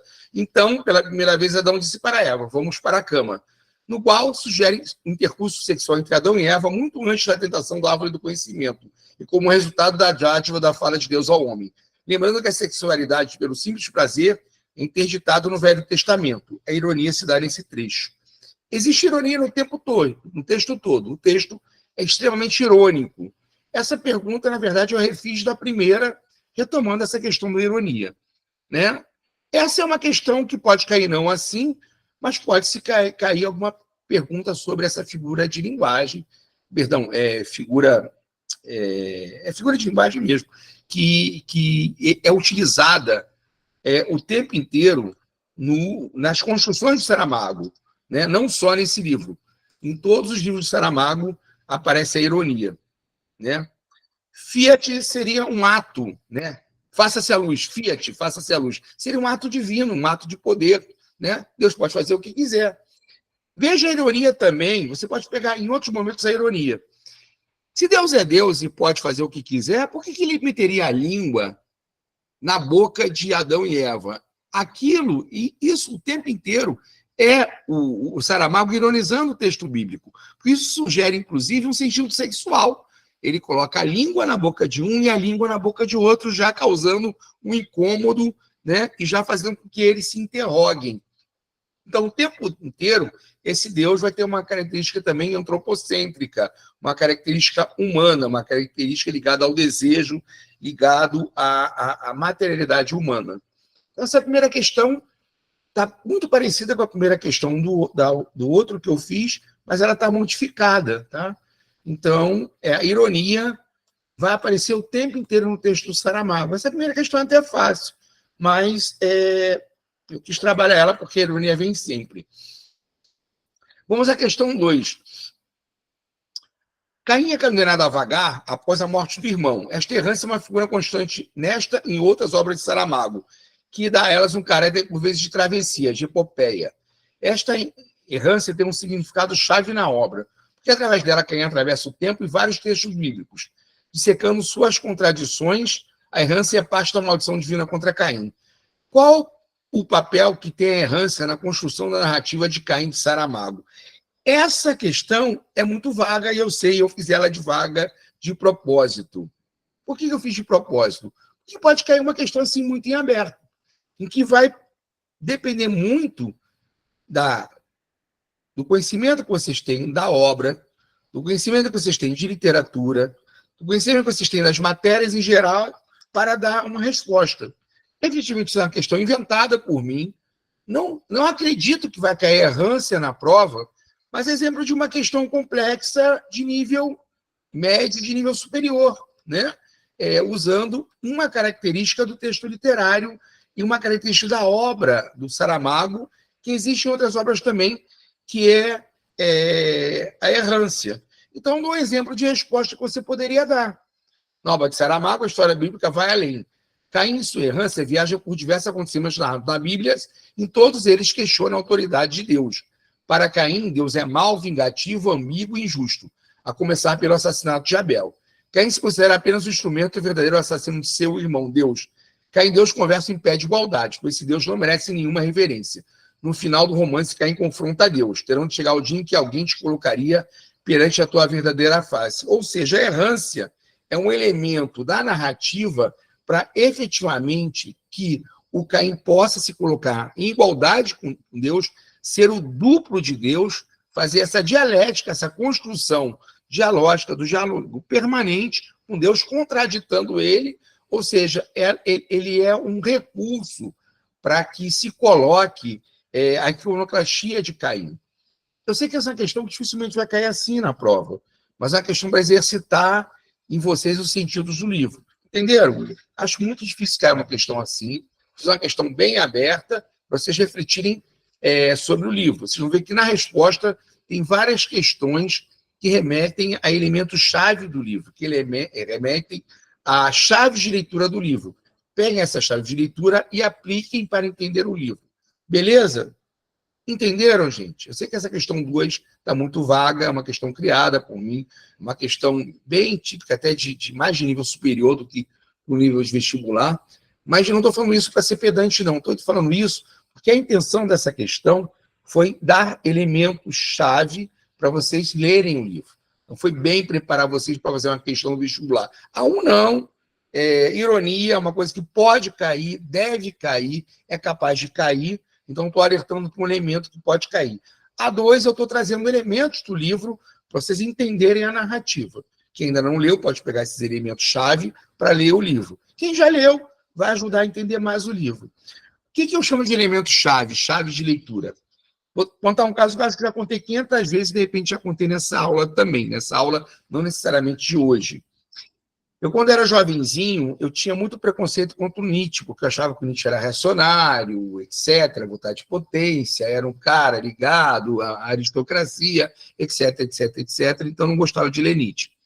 Quando eu fui fazer o mestrado em filosofia, eu tive um que eles chamam de curso, né? Quando você faz um mestrado, uma aula, uma matéria é um curso. Eu fiz um curso inteiro sobre Nietzsche, inteiro sobre Nietzsche. E aí eu fui ver como me faltavam chaves de leitura para Nietzsche. Que a forma que eu vi o Nietzsche era uma forma do senso comum, que como eu não tinha chaves de interpretação no livro de Nietzsche, eu só conseguia ver Nietzsche de uma determinada maneira. A partir daquela aula, eu comecei a ver o Nietzsche de outra forma, né? Eu comecei a ler a Genealogia da Moral de uma outra maneira, como o maior libelo anticlerical que já foi escrito. Não sei se vocês já leram a Genealogia da Moral do Nietzsche, mas é um livro bem pior que o Caim de Saramago na denúncia à questão da exegese bíblica, né? Se você leu a Genealogia da Moral e entender o que ele está falando, você vai ficar um pouco assustado com o grau de iconoclastia do Nietzsche. Mas eu não tinha chave de leitura para isso, eu não tinha conhecimento suficiente para entender aquilo. Quando me deram a chave de leitura, eu comecei, opa, então essa questão 2, a intenção dessa questão 2 é dar alguma chave de leitura para vocês lerem o Caim e abrirem os olhos e entenderem o que está sendo falado no livro. Vamos para a 3, que essa é menos viajante, vamos dizer assim. A 2 eu realmente confesso que viajei, mas a ideia dessa viajada é uma ideia pedagógica para vocês tentarem entender o livro, tá bom? Questão 3. Leia com atenção, peraí. Leia com atenção o fragmento abaixo, retirado da obra Caim, de José Saramago, com meio das letras. Pode-se notar que as definições não são algo hermético. Deus não é totalmente bom, pois pede mortes. Caim não é totalmente mal, pois salvou Isaac. Na verdade, olha só um outro elemento interessante da obra do Saramago, que é a utilização das minúsculas dos nomes, como ele corrompe a gramática, como ele corrompe a ortodoxia da escrita.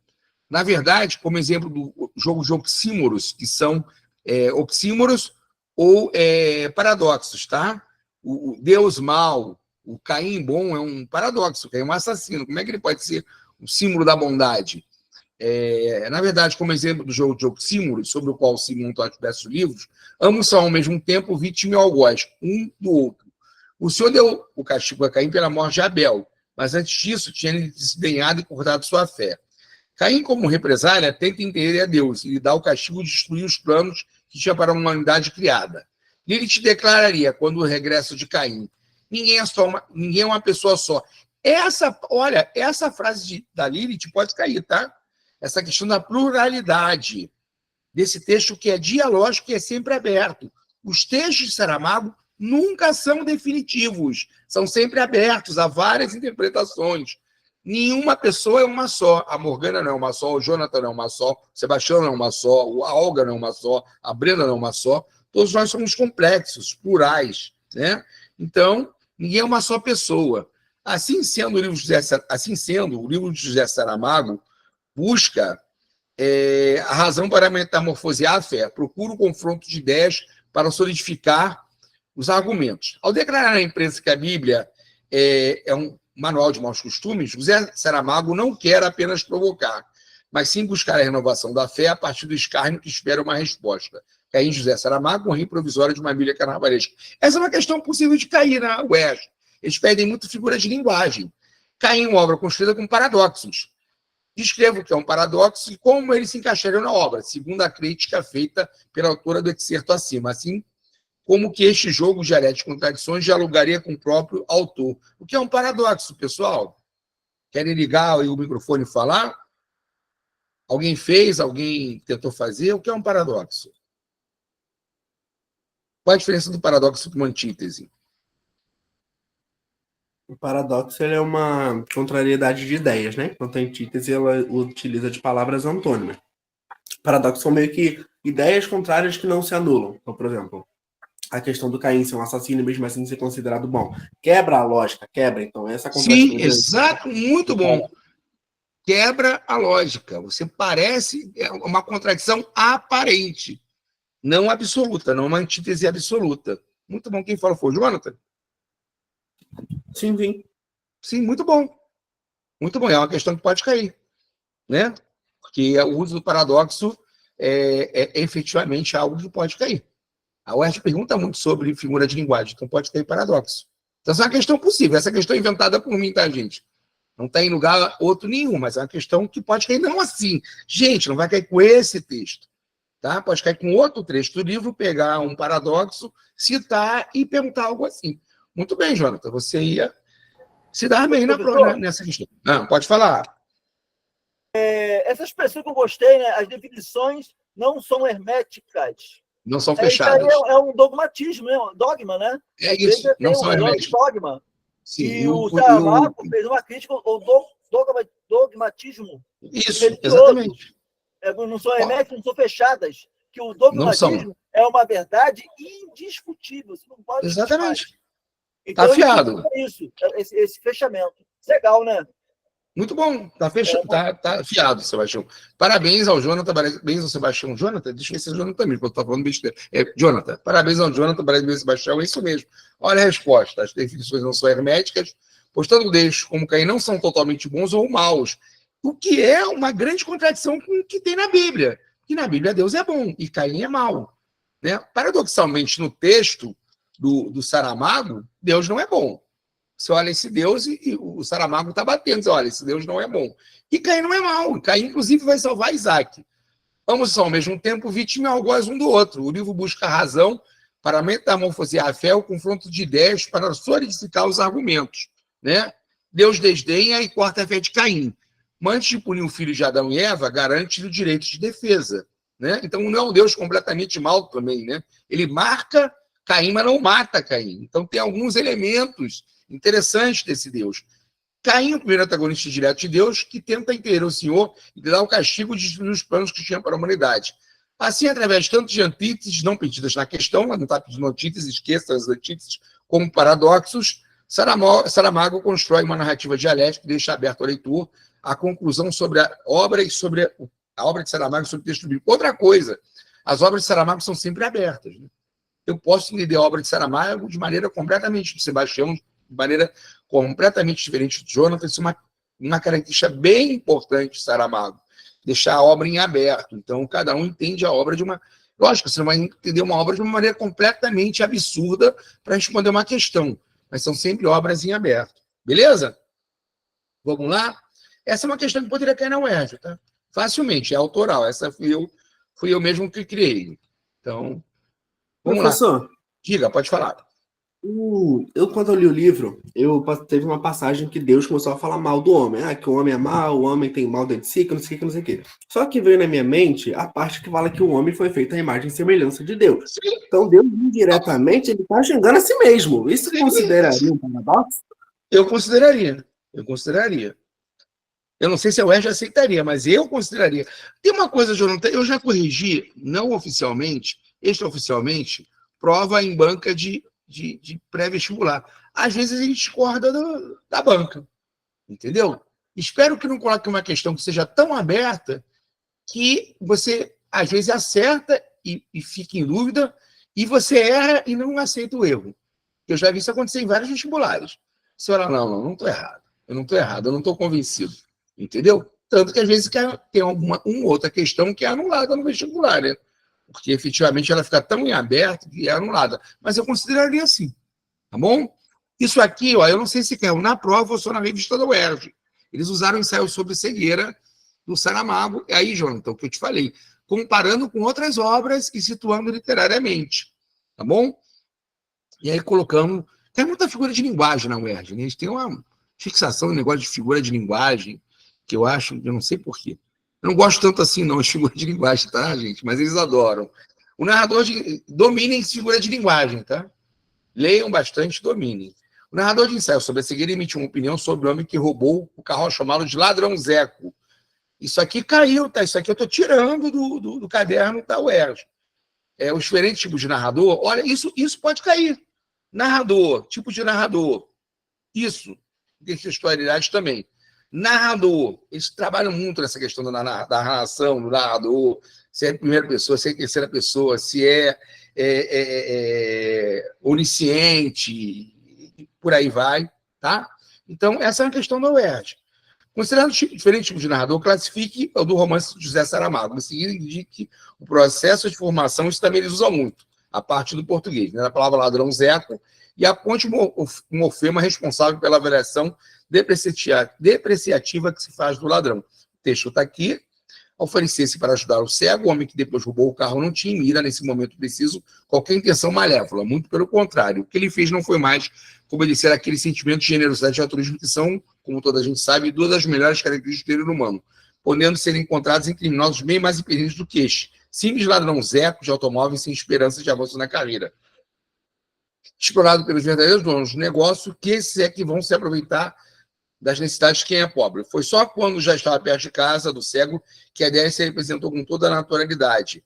Os céticos acerca da natureza humana são muitos teimosos, vêm sustentando que é certo que a coesão nem sempre faz o ladrão, também é certo que o ajuda muito.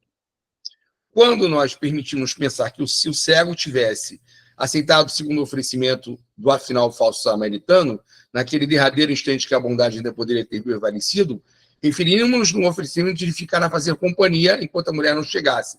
Quem sabe esse efeito da responsabilidade moral, resultante da confiança assim outorgada, não teria inibido a tentação criminosa e feito vir ao de cima o que de luminoso e nobre sempre será possível encontrar mesmo nas almas mais perdidas. Aí a questão... Peraí, a questão daqui em cima, perdão. Eu li o texto, mas a questão está em cima. O narrador de ensaio sobre a cegueira emitiu uma opinião sobre o homem que roubou o carro ao chamá-lo de ladrão Zé. Considerando os diferentes tipos de narrador, classifique o do romance de José Saramago. Em seguida, indique o processo de formação da palavra ladrão Zé e aponte o morfema responsável pela avaliação depreciativa que se faz do ladrão. Aqui vamos à questão 4. Está aqui, ó. Isso é a resposta da UERJ, tá? Não é minha, não. Questão 4. Travou aqui, perdão. Por não fazer parte da narrativa, mas apresentar opiniões acerca das personagens, temos um narrador observador onisciente, né? Terceira pessoa. Esse emite o julgamento ao valer-se da palavra ladrãozeco, derivada de ladrão, por meio da sufixação com morfema eco, que traz uma avaliação depreciativa. Então, esse é o narrador onipotente, onisciente, é o narrador em terceira pessoa, dono da narrativa, tá? Que essa é uma questão da UERJ, vocês podem achar no caderno da UERJ, mas eu trouxe para vocês junto das outras questões. Alguma dúvida sobre essa questão? Professor, todo narrador onisciente é obrigatoriamente observador? Observador, se é onisciente, efetivamente ele está participando da narrativa. Observação dá um caráter um tanto quanto não participativo, mas não pode dizer que não seja, porque para você participar de qualquer coisa, você tem que observar, né? Ou você pode ser um observador não participante, né? Você pode observar e não participar, ou você pode observar e participar. Eu acho que aí a observação fica quase como um adjetivo, não é o mais importante na conclusão da questão, não. Entendeu?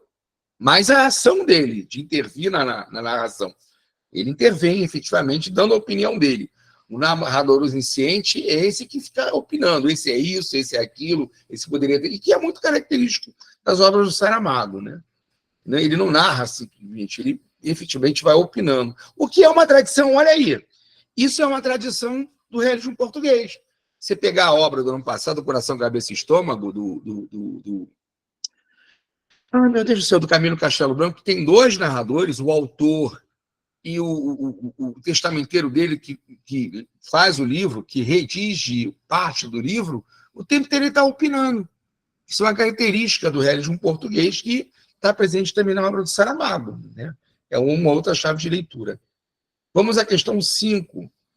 Não quero passar muito tempo, não, porque é tanta coisa. A gente acaba passando o tempo, e seguramente essa hora está todo mundo cansado. Eu estou cansado, vocês também devem estar. Observe a mudança de posição. Isso caiu na questão do UERJ, tá? Muita questão que pode cair pode estar ligada à questão efetivamente apenas gramática. Observe a mudança de posição do advérbio final nos enunciados a seguir. Quanto a nós, permite-nos pensar que o cego tivesse aceitado o segundo oferecimento do afinal falso samaritano. Quanto a nós, permite-nos pensar que se o cego tivesse aceitado afinal o segundo oferecimento do falso samaritano. Explique a diferença de sentido a partir da posição do advérbio. Justifique a opção pela primeira construção, tendo em vista a sequência dos acontecimentos. No trecho acima se de características são comuns na obra de Saramago. Cadê o advérbio? Do afinal... Do afinal, olha, a diferença é bem grande, né? O primeiro texto é do afinal falso samaritano, que ele ficou sendo falso samaritano afinal, né? Ou seja, apenas em consequência dos atos ele se tornou falso samaritano. No segundo texto, não, né? O cego é que teria aceitado ao final e afinal o oferecimento do falso samaritano, que muda completamente o texto, né? Vamos ver a resposta da própria UERJ, né? Aqui da própria banca, tá? Analisar os deslocamentos lexicais como recurso para a produção de sentido. O advérbio afinal apresenta grande mobilidade no primeiro enunciado, ao referir a expressão falso samaritano. Reforça a ideia de que ele só se torna, de fato, um falso samaritano depois que efetua o roubo. Ou seja, em primeiro momento, ele pensou realmente em ajudar o cego. Já no segundo enunciado, o advérbio modifica a locução verbal tivesse aceitado, fazendo supor que só depois de muita insistência o personagem aceitou o oferecimento. Resposta oficial da banca da UERJ. Tá? Essa resposta não foi inventada por mim. Essas questões são muito comuns de acontecer na UERJ. Muito. Pegar um advérbio, perguntar sobre a função dele. Característica já escrita do Saramago, tá? Que ainda não está aí. Eu vou dar oralmente para vocês. A quebra da ordem lexical, próprio uso do afinal samaritano, e não, né, samaritano afinal, é uma quebra do uso lexical que seria comum. Efetivamente, a pontuação, a escrita livre, né? Esse texto de fluência, em que você não tem aspas, você não tem travessão para colocar, por exemplo, a participação do narrador. Então, esse fluxo de linguagem é uma das características presentes na narrativa do Saramago, que está nesse texto, está no outro também. Beleza? Foi? Fomos? Continuamos? Então, vamos lá. Né? Questão 6. Vamos à questão número 6. Olha aqui, você perguntou, Jonathan, se cai muita questão de texto de vestibular. Olha essa aqui, que o texto era do Saramago, olha o que eles colocaram. Eles colocaram junto do texto do Saramago o texto Morte e Vida Severina, incidentalmente, para fazer a comparação de escolas literárias. Né? Não sei se vocês já viram, vocês, pessoal que gosta de Netflix, vê se vocês acham aí Morte e Vida Severina, Altos de Natal Pernambucano, uma obra excepcional do João Cabral de Melo Neto, que foi musicada pelo Chico Buarque e virou peça e ganhou um monte de prêmio. Então, busquem, vocês talvez achem. E aí ele coloca esse texto que é lindíssimo, né? Retirante explica ao leitor de quem é pai. Meu nome é Severino, não tem outro de pia. Como um de Severinos, que é santo de Romaria, deram então de me chamar Severino de Maria. Como há muitos severinos com mães chamadas Maria, fiquei sendo um da Maria do finado Zacarias. Mas ainda isso diz pouco, há muitos na freguesia, por causa de um coronel que se chamou Zacarias, que foi o mais antigo, o senhor desta Seis Maria. Como então dizer quem fala, ora, vossas senhorias, vejamos o Severino da Maria do Zacarias, lá da Serra do Costela, limite da Paraíba. Mas isso não diz pouco, se ao menos mais 5 havia com o nome de Severino. Filhos de tantas Marias, mulheres de outros tantos, já finados Zacarias, vivendo na mesma serra, magro ou sul em que eu vivia. São muitos severinos, iguais em tudo na vida, na mesma cabeça grande, que a custa é que se equilibra, no mesmo ventre crescido, sobre as mesmas pernas finas, e iguais também por seu sangue, que os ambos têm pouca tinta. E se somos severinos, iguais em tudo na vida, morremos de morte igual, mesma sorte severina, que é a morte que se morre de velhice antes dos 30, de emboscada antes dos 20, de fome um pouco por dia, de fraqueza e de doença, é que a morte severina ataque qualquer idade, até a gente não nascida. João Cabral de Melo Neto, Morte e Vida Severina, e outros poemas em voz alta. Aqui é o texto, tá? Vou ler aqui rapidinho, só um pedaço agora. Deixa eu ver o texto todo. Não, o texto todo de novo. Não preciso ler o texto de novo, é o mesmo texto da questão lá em cima, né? Então, vamos lá. O texto sobre ensaio sobre a cegueira já foi lido na questão 4 e 5.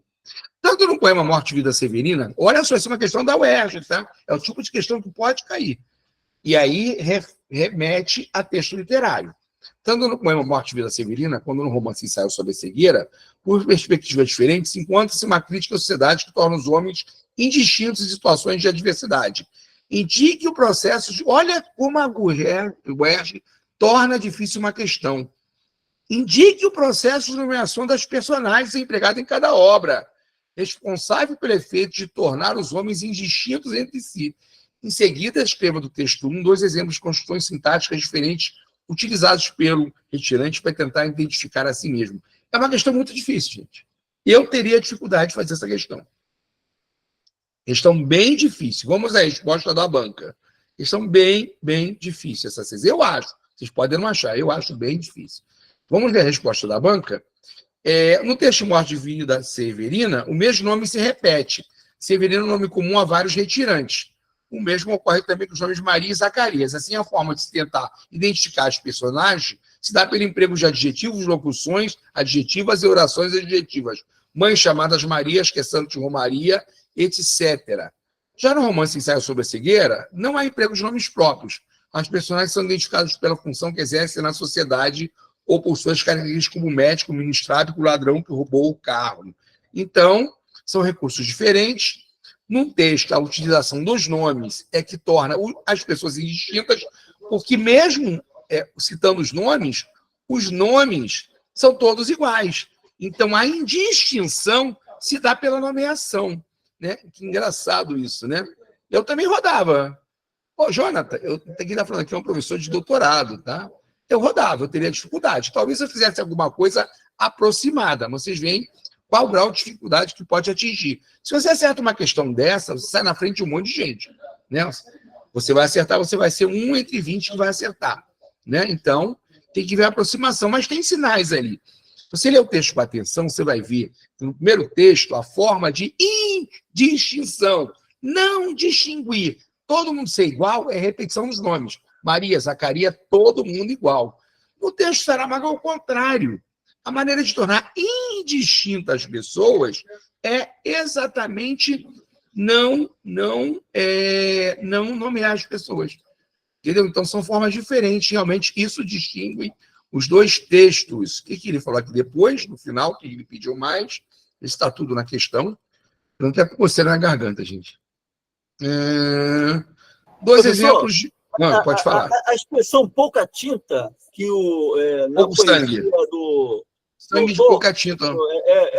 Eu tenho duas ideias.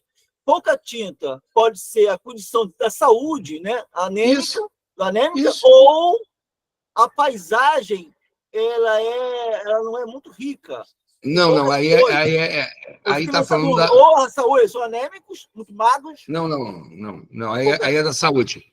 Ele está falando de morte. Mesmo, né? Está falando de morte. Eu pensei que fosse a paisagem, muito pobre. Não. Né? Tá bom, obrigado. De pouca tinta, ou seja, de pouco, o sangue anêmico, de come pouco, está falando de morte. Então, em relação à condição física mesmo. Então, olha só, eu que sou professor, estou terminando o doutorado, eu teria dificuldade nessa questão. Então, tem questões que são bem difíceis. Dá para matar a questão, mas não é uma questão fácil. E são duas formas realmente diferentes. A primeira forma é repetição do nome. A segunda forma é não usar nome nenhum. Né? Bastante interessante essa questão, bastante bem feita, bastante difícil, mas com uma resposta razoável. Tá bom? A resposta não é uma resposta que você fala, não, a banca dá uma resposta que eu não aceito. Bem feita essa resposta. Vamos a sério. Se sobrar tempo, gente, a gente discute um pouco o livro. Se podes olhar, ver. Se podes ver, repara. Epígrafe do livro. Penso que não cegamos. Penso que estamos cegos. Cegos que veem, cegos que vendo não veem. Os fragmentos acima sintetizam a temática do romance de José Saramago. A epígrafe apresenta uma recomendação por meio de uma gradação de verbos com sentido relacionados à visão. Essa eu achei mais fácil. Primeiro, ver que verbo é esse, né? Que é repetido. Né? Se pode olhar, ver. Se pode ver, repara. Né? Nessa gradação, o verbo reparar assume duplo sentido. Aponte esses dois sentidos. Em seguida, reescrevo o trecho cegos que vendo, não veem, substituindo apenas a oração reduzida com uma oração desenvolvida em que o conectivo empregado explique o paradoxo presente na fala do médico. Então, vamos ver a resposta na questão 7. A questão 7 diz o seguinte: reconhecer a polissemia de certos vocábulos no texto literário e relacionar aspectos semânticos do texto e as escolhas gramaticais realizadas por autor. Nem o do romance Ensaio sobre a Cegueira, o vocábulo reparar apresenta uma ambiguidade semântica, trazendo para o fragmento de observar atentamente e também de consertar. O reparar aí é reparar com duplo sentido. O de reparar, né, de tentar mudar esse mundo, e o de reparar, de olhar. Ao substituir a oração reduzida pela desenvolvida, naturalmente são empregados conectivo com valor concisivo como, embora, ainda que... Deixa eu ver qual a oração reduzida aqui. Deixa eu voltar na questão. Qual é reduzida aqui? Deixa eu ver. Cansativo. Cegos que veem, cegos que não veem. Se pode olhar, vê. Se pode ver, repara. Penso que não cegamos. Penso que estamos cegos. Cegos que veem, cegos que vendo. Cegos que... Aqui a reduzida está aqui, tá, gente? Cegos que vendo não veem. Reduzida de gerúndio. Uma oração reduzida é uma oração que você usa o gerúndio ou o particípio ou o infinitivo para substituir um conectivo. Está parecendo uma condicional. Então, vamos lá, beleza. Cegos que, ainda que vejam, não veem. Então, exatamente isso. Condicional. É condicional. Sim. Condicional. Ao fazer a substituição, ela viraria uma condicional, é o que está na resposta. Eu apenas coloquei aqui a forma de fazer. Ainda que, agora, embora professor, tem uma coisa muito importante para dizer. A parte mais difícil da gramática, no meu ponto de vista, como aluno, é a oração reduzida. É a parte mais sinistra da gramática. Oração reduzida. Então, nesse caso, o sentido não pode ser só condicional, não. Você pode transformar até numa causal. Cegos que, como veem, não veem. Como ver, é uma causa de não ver. Não, vamos devagar, porque a gente tem que ver o que a questão está falando. A questão não é gramatical. Não, por favor, estude, por favor. Tá, vamos lá. Não, mas aí a causal não causa ambiguidade. A causal não vai responder a questão do enunciado que está pedindo. Não adianta você botar uma causal que você vai responder a questão de maneira incorreta. Então, vejam bem, essa questão... a condicional está visível, está explícito. Por favor, agora só escute. Escute primeiro, por favor. Por favor, vamos lá. Você está fazendo uma prova do vestibular, tá bom? Então, a primeira coisa é olhar o enunciado. O que o enunciado pediu? A ambiguidade aqui do termo. Repara, verbo reparar, beleza. Não é difícil, eu não achei difícil essa questão, com sinceridade. Beleza, peguei, repara, ok, peguei a ambiguidade, mostrei o duplo sentido do verbo reparar. Só ela está pedindo para fazer um exercício também com relação à oração reduzida. A primeira coisa é achar a reduzida. É reduzida de gerúndio, é reduzida de infinitivo, você vai procurar. Achei a reduzida. O que está pedindo a questão? Está pedindo um paradoxo. Se eu coloco uma causal, não tem paradoxo. Se eu coloco uma reduzida concessiva, ou adversativa, que seja, o paradoxo aparece. Então, eu não posso botar uma causal. Eu faço a reconstrução, boto a concessiva ou adversativa, e eu vou mostrar que tem um paradoxo. Cegos que, embora vendo, não veem. Ele não está dizendo que os cegos não estão vendo, né? Ainda que veem, não vejam. Ele não está dizendo que a pessoa é cega, é um paradoxo, é uma antítese. Ele não está dizendo que a pessoa seja cega, ele está dizendo que você vê, mas você não vê, porque você não repara. Então, se você não colocar a adversativa aqui, ou a concessiva aqui, que seja uma ou outra, você não vai criar o paradoxo. Se você não criar o paradoxo, você não responde à questão. Se colocar uma causal, não tem paradoxo. Perfeito, entendi. Agora, se não fosse esse contexto de paradoxo, podia admitir outra construção. É porque sim, tem um contexto. Não. Você tem razão. Perfeito. Mas vamos parar. Mas, toda a questão de vestibular, a primeira coisa é olhar o enunciado. Às vezes você responde uma coisa, você mostra que sabe pra caramba, mas errou no enunciado, perdeu a questão. Não adianta você mostrar que sabe a beça. Se errou o enunciado, perdeu a questão. Pode ser que um aluno saiba menos que você e acerte a questão que você errou por saber demais. Eu já errei questão por saber demais. Respondi pra caramba, demonstrei que sabia pra caramba e estava errada. É verdade. Porque eu não respondi o enunciado. O professor já me mostrou e eu aceitei. Falei, cara, eu sei que você sabe, mas você não respondeu a minha questão. O enunciado não diz isso. Não adianta responder fora do enunciado. Isso é uma questão importante no vestibular. Respondeu fora do enunciado, perdeu a questão. Vamos para a última, a gente dá um tempinho para vocês perguntarem, a gente trabalhar alguma coisa. Saramago. A resposta está na pergunta. Pretendo tocar os leitores, criar polêmicas, estimular discussões. Mas isso não significa que a literatura tem um poder para mudar o mundo. Já não é pouco que seja. Olha o que eu tinha falado na aula. Isso não significa que a literatura tenha poder para mudar o mundo.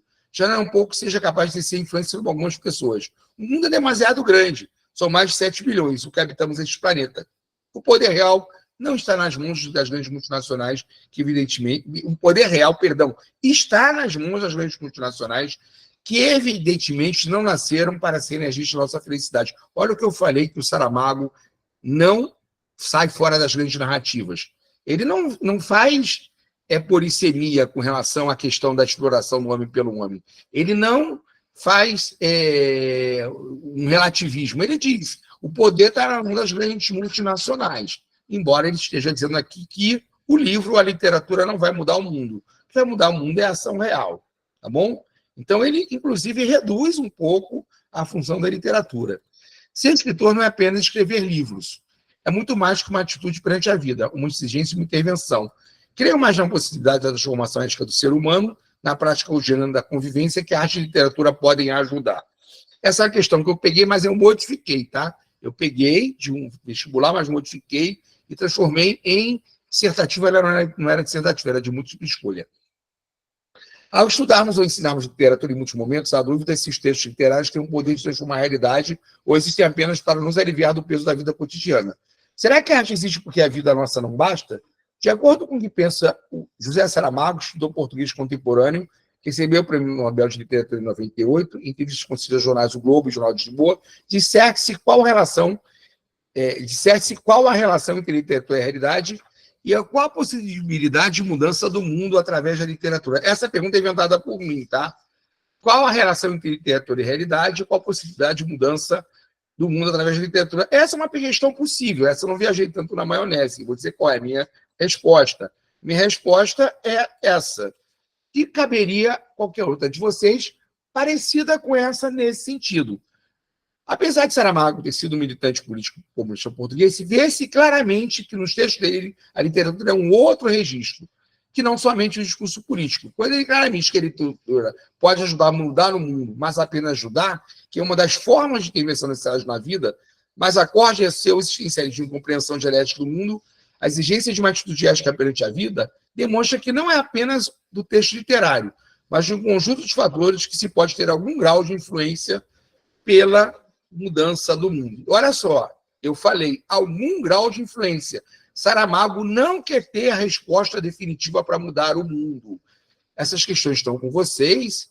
Qualquer pergunta que seja próxima daquilo que eu coloquei vai estar correta, tá? Mas é interessante colocar aqui, a literatura para Saramago não é engajada no sentido de que é um discurso para mudar o mundo, é um registro no qual você também pode fazer essa disputa, ela pode ajudar a mudar o mundo, mas não muda o mundo sozinha, e aí ela vai estar inserida num conjunto de práticas que estas sim podem mudar o mundo, mas ele não diz que práticas são essas, porque ele fala que o mundo é muito grande, então ele não tem a resposta para mudar o mundo. O Sebastião, a gente está vendo a câmera dele, sim, está aberta. Pessoal, temos aí mais 15 minutos. O que vocês querem perguntar? O que vocês querem falar? Quais as curiosidades de vocês? Eu estou sendo atacado aqui por um besouro e uma mariposa. Está engraçado. Está uma disputa aqui na minha cabeça. Eu tomei banho, tá, gente? Mas eles estão me atacando aqui. Um besouro e uma mariposa. Eu estou em Madalena, eu vim fazer uma fiscalização, não estou em casa. E aqui está entrando besouro, mariposa. Para mim está ótimo. Não tenho nada contra esses bichos, não. Perguntas? Professor, a intertextualidade de Caim do livro com a Bíblia é algum tipo específico de intertextualidade ou são vários que se entrosam? Olha, eu não vejo um tipo específico, né? Eu diria que é uma... Eu classificaria como uma... No meu ponto de vista, que pode não ser nem aceito pelo UERJ, seria uma intertextualidade dialética. Por que dialética? Ela o tempo inteiro está contraditando o texto bíblico. Ela está ali fundando uma nova mitologia, ela está questionando e sendo bem iconoclasta com relação ao texto bíblico. Então, para mim, seria uma intertextualidade dialética. Mas assim que a UERJ vai vir, não sei. Não vi nenhuma publicação com a UERJ, da UERJ com relação a isso, mas eu teria algumas dúvidas sobre que tipos de intertextualidade a UERJ vai caracterizar? Essa é uma questão de alguns milhões. Posso até pesquisar, ver como a UERJ está vendo a intertextualidade desse livro, se deu alguma dica, se deu algum pensamento, se saiu na revista da UERJ, mas eu acho que não dá para colocar só uma, né?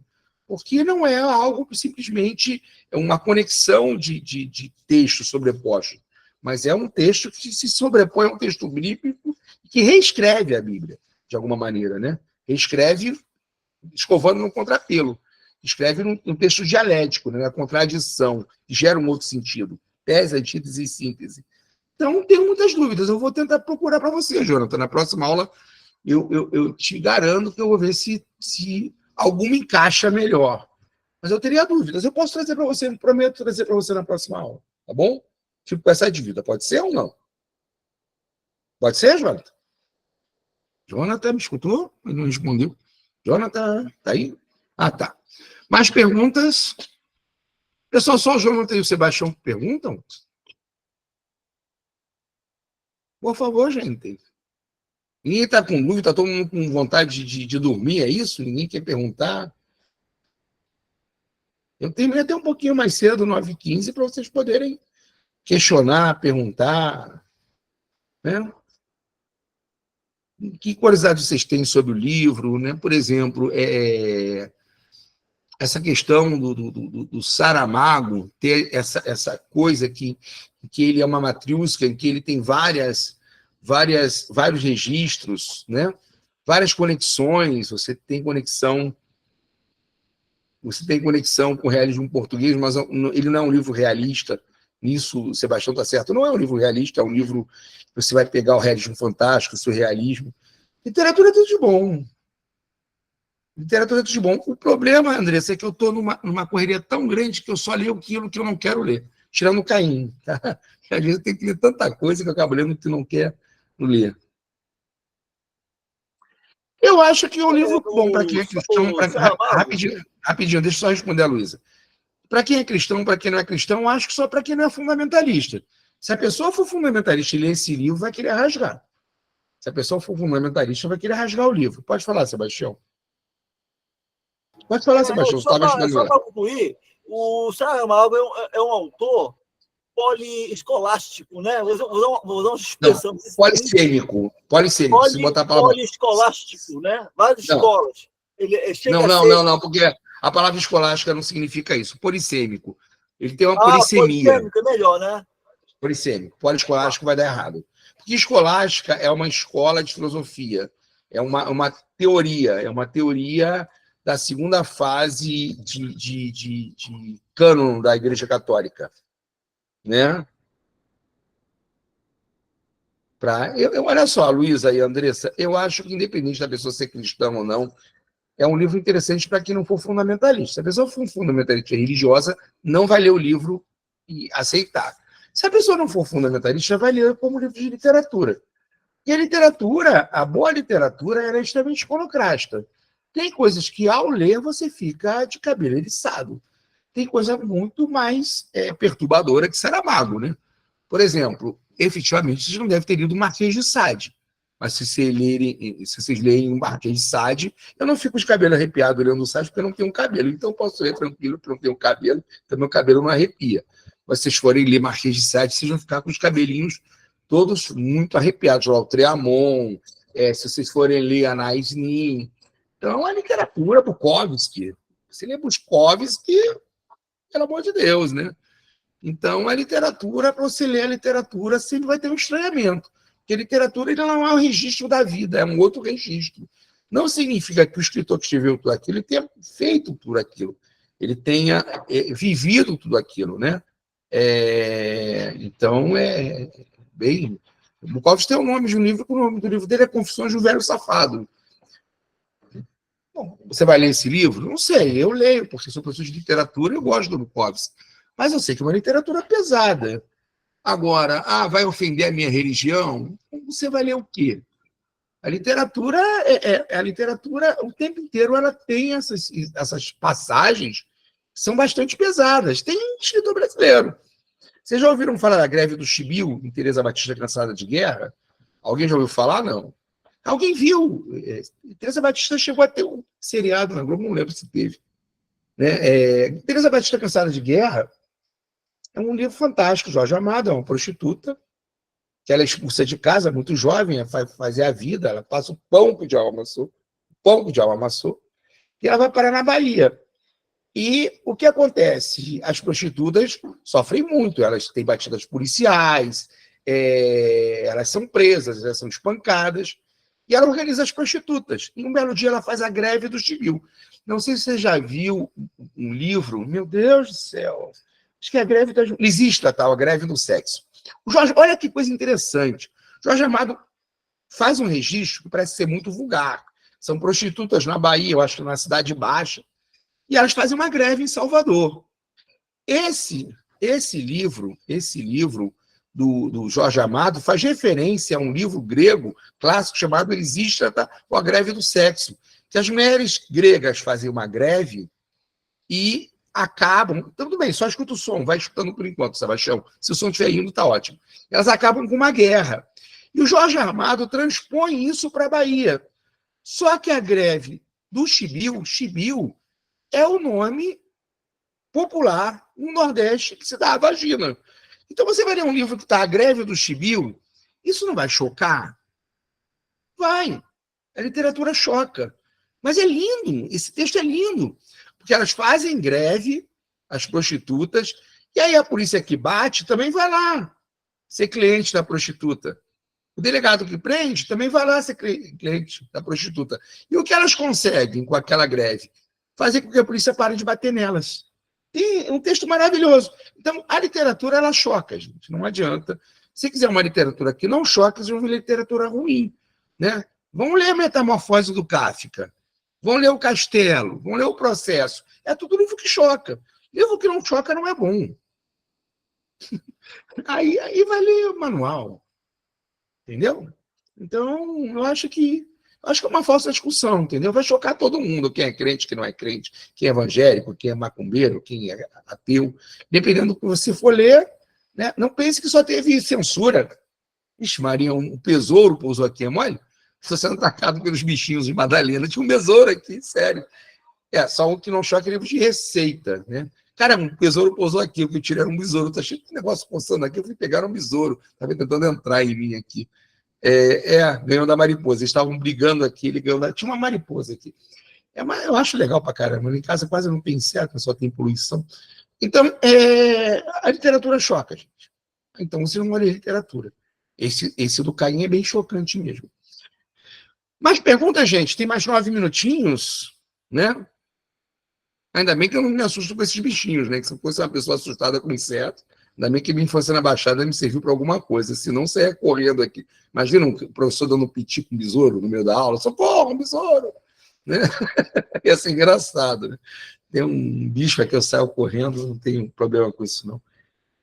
Sou daquela geração que brincou na rua, então tinha grilo, tinha cachorrinho do mato, então não me assusto com bichinhos, não. Pergunta, gente, perguntas? Aqui eu estou com a camisa do Belchior.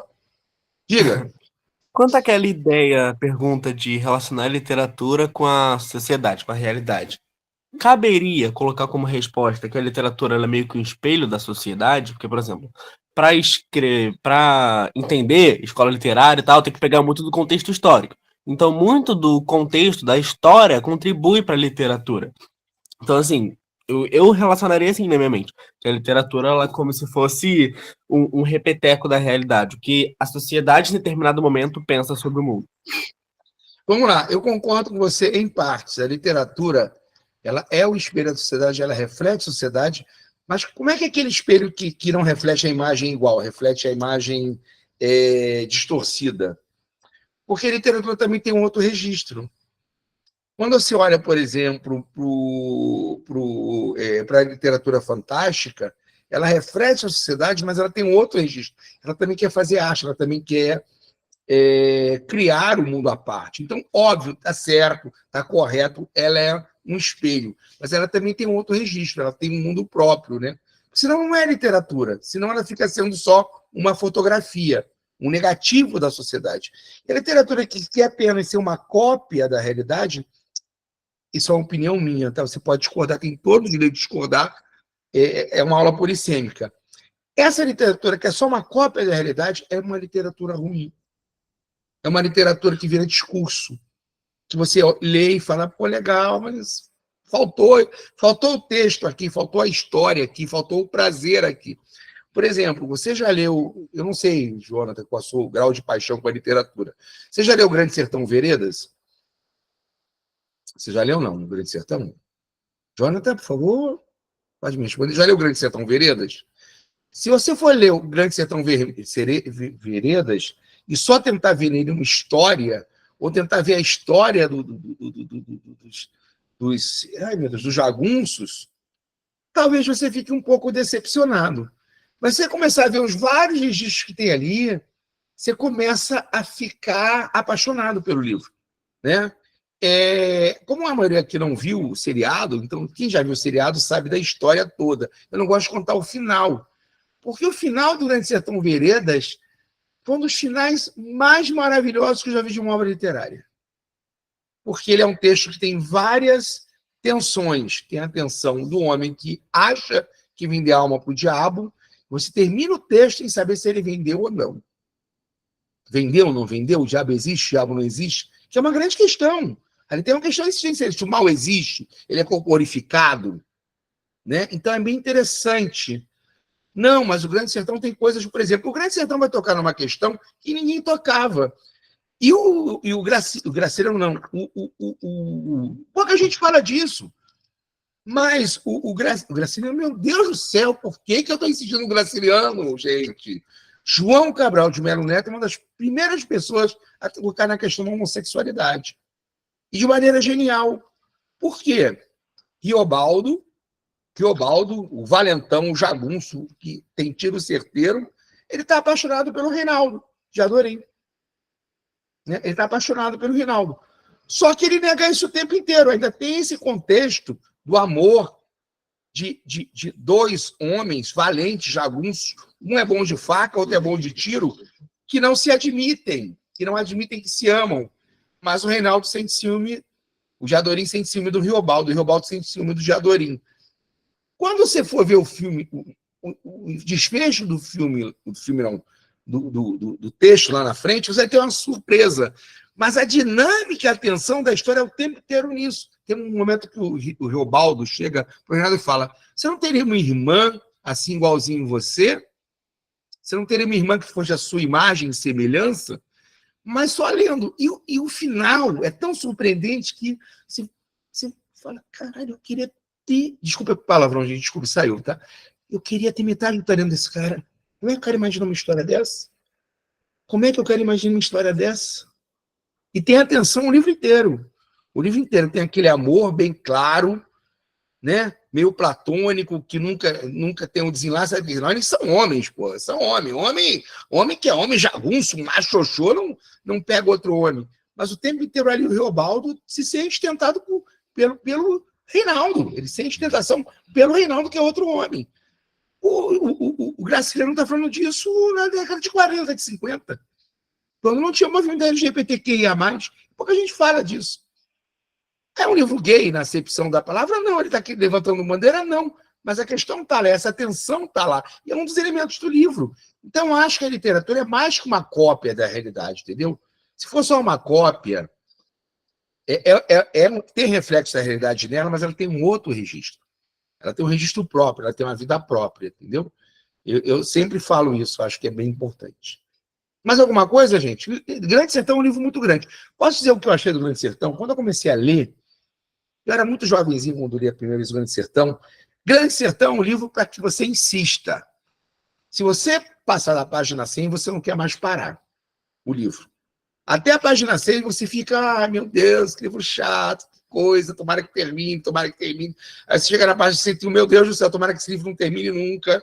Eu quero ler esse livro todo, onde é que vai, como é, entendeu? A história tem um monte de idas e vindas, tem um monte de histórias dentro do livro, tem um tempo inteiro um questionamento sobre o bem, sobre o mal, sobre o que é bem, sobre o que é mal, se somos bons, se somos maus. Então, a literatura tem isso. Ela não é só uma cópia da realidade, entendeu? Óbvio que ela não é um registro fora da realidade, eu concordo com você.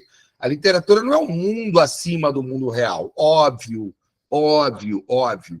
Mas é interessante. Cara, eu não vou contar o fim porque vocês vão me bater, porque não dá para dar spoiler desse livro, porque é um dos finais mais perfeitos que eu já vi na literatura. O final do Grande Sertão, você fala, meu Deus, eu nunca imaginei isso. Ou vocês podem imaginar isso. Né? Eu achar que vocês não vão imaginar, vocês são mais inteligentes do que eu, vou imaginar desde... Né? Vocês vão imaginar desde o início, eu falar assim, você é muito bobão, você não imaginou isso não? Ah, bobão, eu imaginei.